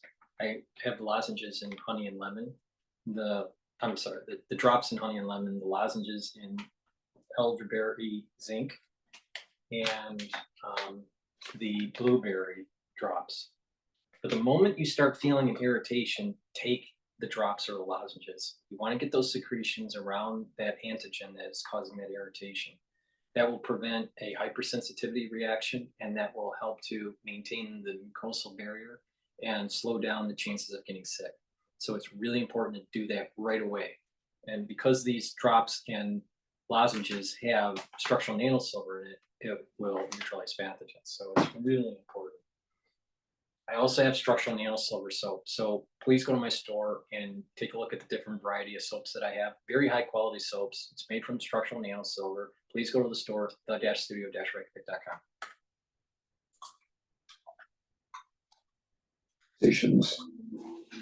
The property bubble in Southeast Asia finally burst. Everyone thought the world was becoming a more stable place, and it was because of the economic systems, the politicians, and the computers. But really, the two most uncontrollable forces known to man, lust and greed, were about to create two enormous crises that were going to send the world back into chaos. One would strip the last remnants of credibility and power away from President Clinton, and the other would see hundreds of millions of people suffer unnecessarily. The economic crisis began in Thailand. Hundreds of thousands of offices and apartments had been built, but no one wanted them.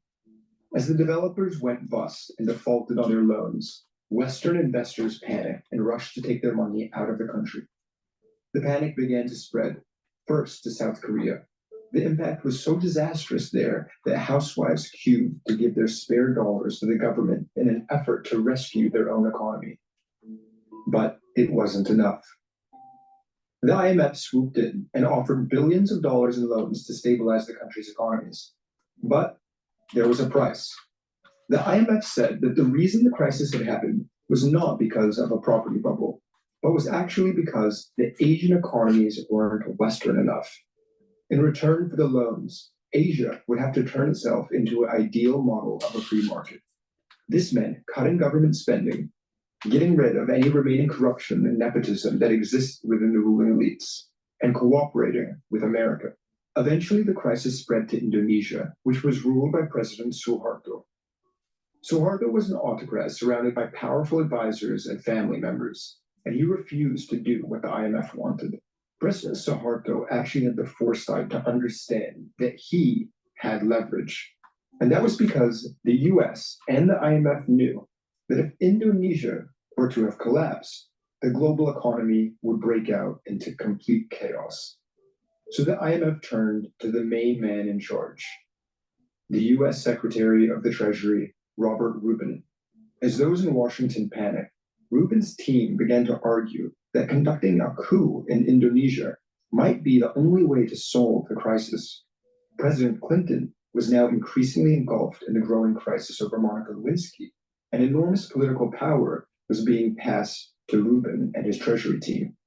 They, and not the State Department, were now also in charge of America's foreign policy. In 1998, out of fear of being overthrown, Suharto gave in and signed the IMF agreement. Indonesia received a massive loan to stabilize the economy, and for a moment, it worked. But then something terrible happened. Indonesia's currency lost 80% of its value. The economy immediately collapsed as riots and looting broke out across the country. But Indonesia was not alone. In every country that the IMF had bailed out, like Thailand and South Korea, for a moment, there was stability. And then number one rule, if you hear in the news that the IMF is bailing out a country, it is not to help the country. It is to bail out the bondholders or the investors in that country. 100%. And then over that little stabilization period, all of a sudden the economy collapses. Take my advice on this, and you're going to start seeing this, and you're going to see more activity of the IMF as these countries start to unwind their reliance on American treasuries or the currency. Because two things could happen. The IMF is a tool of the United States. And if these countries aren't playing ball with the petrodollar, they're not going to get World Bank funds nor IMF funds. So there's that mechanism. But these investors in these countries need the help. So they're going to be a lobby group forcing the United States to convince the IMF to provide the funds, which would happen, but there will be economic havoc with those countries after that money flows out, bailing out those investors. So if you hear something about the IMF bailing out a certain country, that is a huge warning sign that there are people that are in powerful positions in finance getting bailed out, and that country is going to fail economically. Exchange rate collapsed. That is when the Asian countries, who transformed themselves as per the IMF's demands, realized something. America claimed to have been seeking global stability, but actually they wanted something else, and they had gotten it while screwing over the Asian rulers. Billions and billions of dollars had been paid out into the Asian banks by the IMF, but many of those same dollars were immediately used to pay off the Western investors who had lost money, creating Asia's property bubble. It was only after these investors had been paid back that the economies were poor again and began to crash. The bailouts, the money from the bailouts goes to keep exchange rates at levels that are unsustainable. And when they're at that higher level, what happens is that people in the country use that to take money out. The rich people get their money out, leaving the country more indebted, but nothing positive comes out of that. For the mass of the people. For the mass of the people. Like in Russia, it's an extreme case of this, where the IMF lent over $5 billion in July of '98. The next day, that amount wound up in Cyprus and Swiss bank accounts. The people in Russia now have to pay the IMF back. Yeah. But what did the Russian people get? They got the exchange rate kept at too high of a level for an extra few weeks, which squashed their economy because they couldn't sell their goods and let imports come in more cheaply. Finally, when the money ran out in August, the exchange rate fell, and then they started to grow again. This situation illustrated once again that the government's priority was to serve the interests of the financial community rather than the general population, a priority shared by the IMF under the UN umbrella. As the IMF was providing financial assistance to Western investors, taxpayers in Asian countries found themselves deeper in debt. In Indonesia, per the IMF's requests, the government subsidies were completely eliminated. Consequently, prices skyrocketed, and within months, in a country with a population of 200 million people, 15% of the working age men lost their jobs, and economic output declined by 14%. As Robert Rubin Now think about interrupted, that. Suharto All this is was- happening. All this is happening where you still need humans to do jobs. Now imagine when you had the decoupling of labor and capital. Now do you understand what I'm saying? Now do you see the problem with artificial intelligence and blockchain technologies and digital currency and all this crap? You know, I don't know if I have a gene that in my DNA that is like the doomsday gene that you know that most people don't have, and I just can see this happen. I don't know. But the thing is that we're going off of a cliff here, right? And then you got the preppers that think that they're going to be able to survive this. And you know what? No one is going to be able to prepare for the economic catastrophe that could happen with the decoupling of labor and capital, because not only is it an economic catastrophe, but it's also it will lead to revolution. And that kind of revolution is going to be much different than what we had in 1776. It's going to be a modern day revolution that is more reminiscent of what was happening in France. And you're going to have the aristocracy getting in charge, right? And you're going to have these cycles of violence with the Third Republic and the Fourth Republic and the Fifth Republic and the 120th Republic and all this crap with France. It's an unstable country.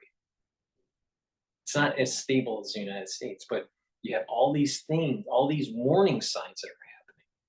And so you got these preppers that think they're going to be able to survive it. But you know what? If the government is still around, that the government is going to take from you if they have to. So how are you going to stop that? You're not going to be able to stop it unless you have massive amounts of people that are willing to galvanize and stop the tyranny of the government. But with what happened in 2020, with the pathogenic crisis that we had, no one really galvanized to stop the tyranny of the government. What about the lost infamil that was taking place in 2021 and in 2022? Mothers didn't protest the government to make sure that they had enough food for their infant. They didn't protest for that. So you think you're really going to protest against AI and the decoupling of labor and capital, which is so kind of esoteric that most people, the average citizen, doesn't even understand what I'm talking about because they're not educated enough. Now it sounds that that I'm condescending, but the real reason why we are in these problems is that we have a citizenry that's not educated enough, not wise enough, and doesn't have enough bravery to protect constitutional freedoms. That's a fact. All you got to do is just look in the last 4 or 5 years of what has happened to this country, or even what happened with Lehman, or what happened with the tech bubble, or what happened with the never-ending war in the Middle East. The citizenry doesn't step up and stop the tyranny. And because of that, you're going to lose civil liberties. You're going to lose your country because you didn't fight when you needed to fight. You didn't stand up when you needed to stand up. And you got these people that think they can prep their way out of this.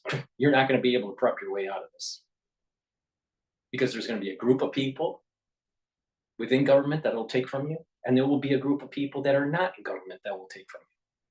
So you're not going to be able to prep your way out of this. No person is an island. There was a time to fight the tyranny. That time is gone. You missed the boat, and people are going to have to suffer. Power, but at a very high price. Millions and millions of people across Asia were now falling back into the poverty that just a few years earlier they had all thought they had escaped forever. In 1998, the Asian economies had completely collapsed in what was the most catastrophic economic disaster suffered by any country since the Depression of the 1930s. Indeed, I did have a relationship with Ms. Lewinsky that was not appropriate. In fact, it was wrong. It constituted a critical lapse in judgment and a personal failure on my part, for which I am solely and completely responsible. I misled people, including even my wife.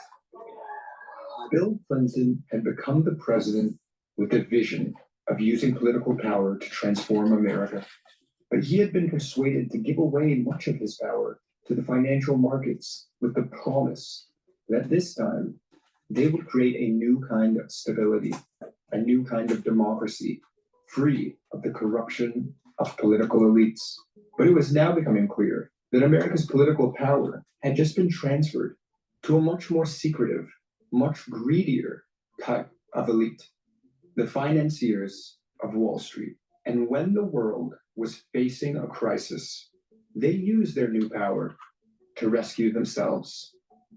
To the leaders of the Asian countries, this was just as much of a corruption of power as anything their governments were guilty of.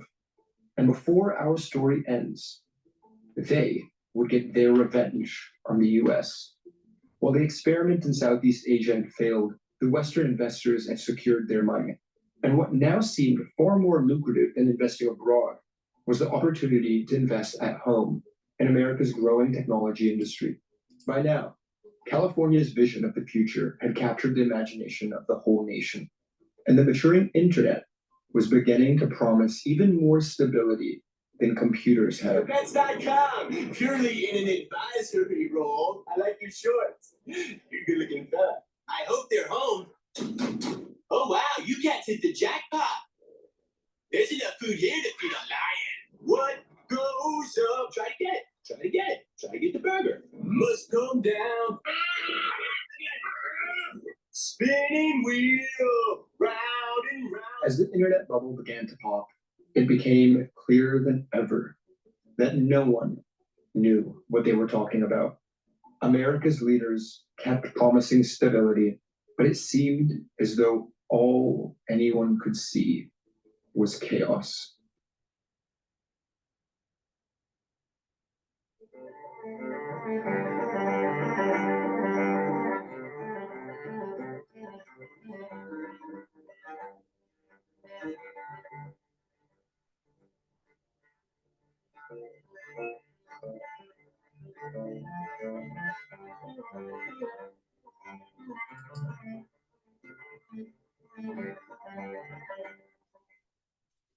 When the World Trade Centers collapsed, everyone had a sense that the world was about to undergo a dramatic change, but then it didn't.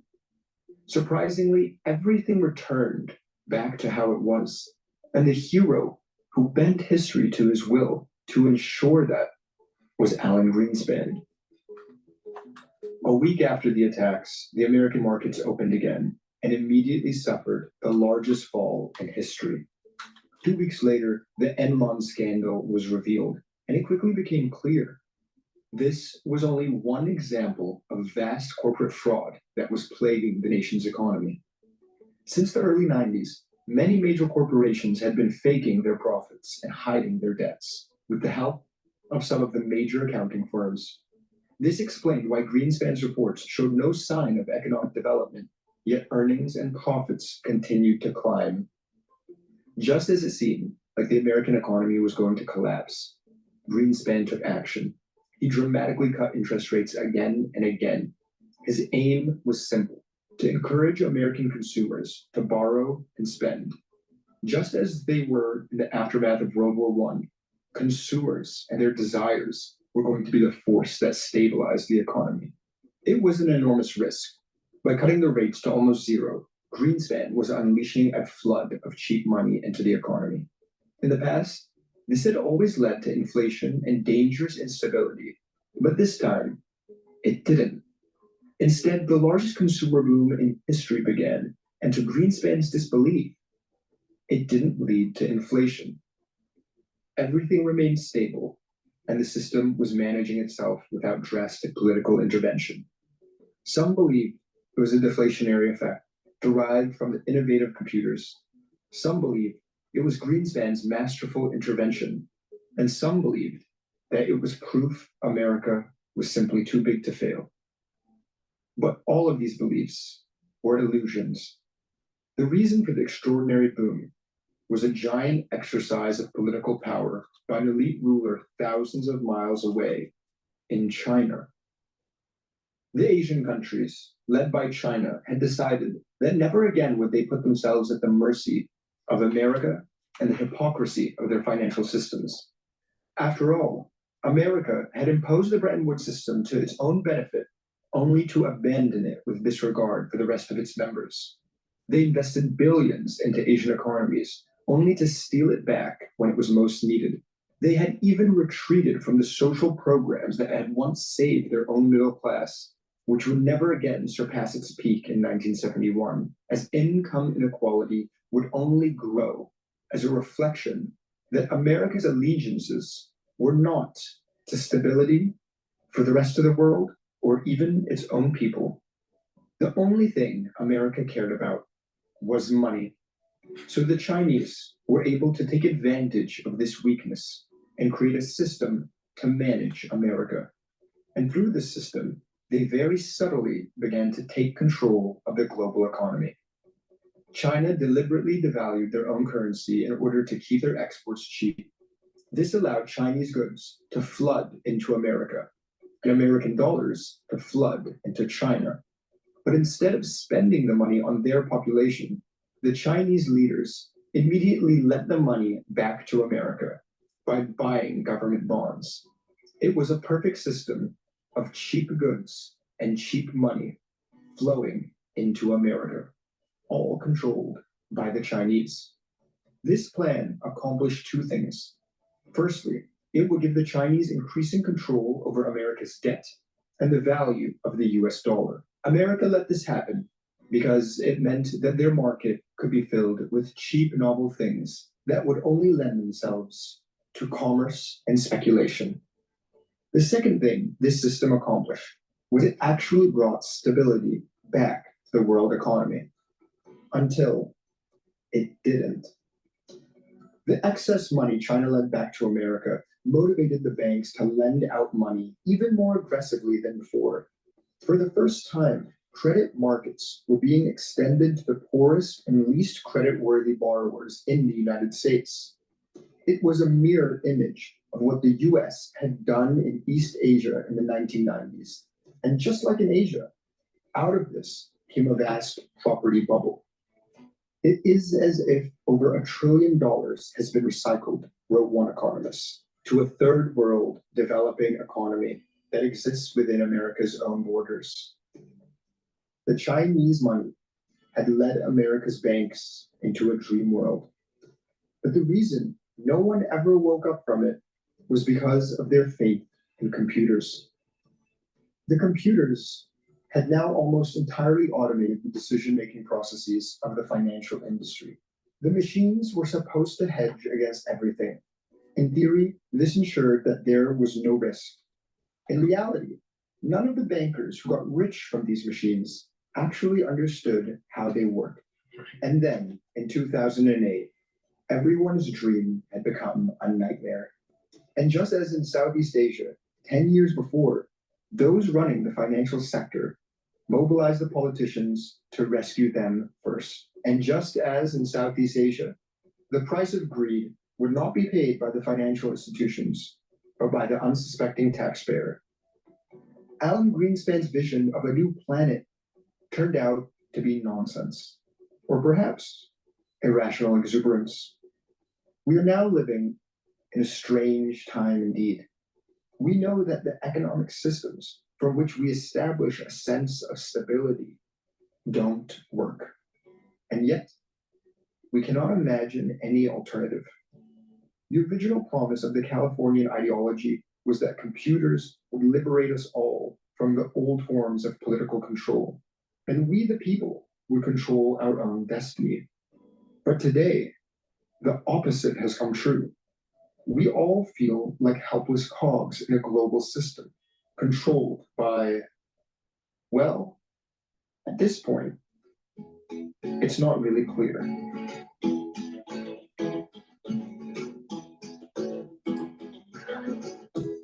So hopefully you learned something and a little bit of my take on this and how to apply some of the things that he was saying to our current situation. Please go to my store, the-studio-reykjavik.com, and get the health supplements that I have. I have ebooks, and I also have lectures in pulmonology and immunology, only for $50. You can get a series of lectures and PDF files, all video files, and learn about pulmonology, learn how the lung system works, and immunology, learning on how the immune system works, just for $50, and help support my work. You start to learn something about how the human body works, and make sure you get the supplements that I've been mentioning throughout the video. It's very important to do proper supplementation, proper diet, exercise, stretching, challenging the mind, and you slow down the aging process. Thank you for listening. Thank you for supporting my work, and thank you, and please share the links, and thank you for the ones that have been sharing the links. Have a nice day.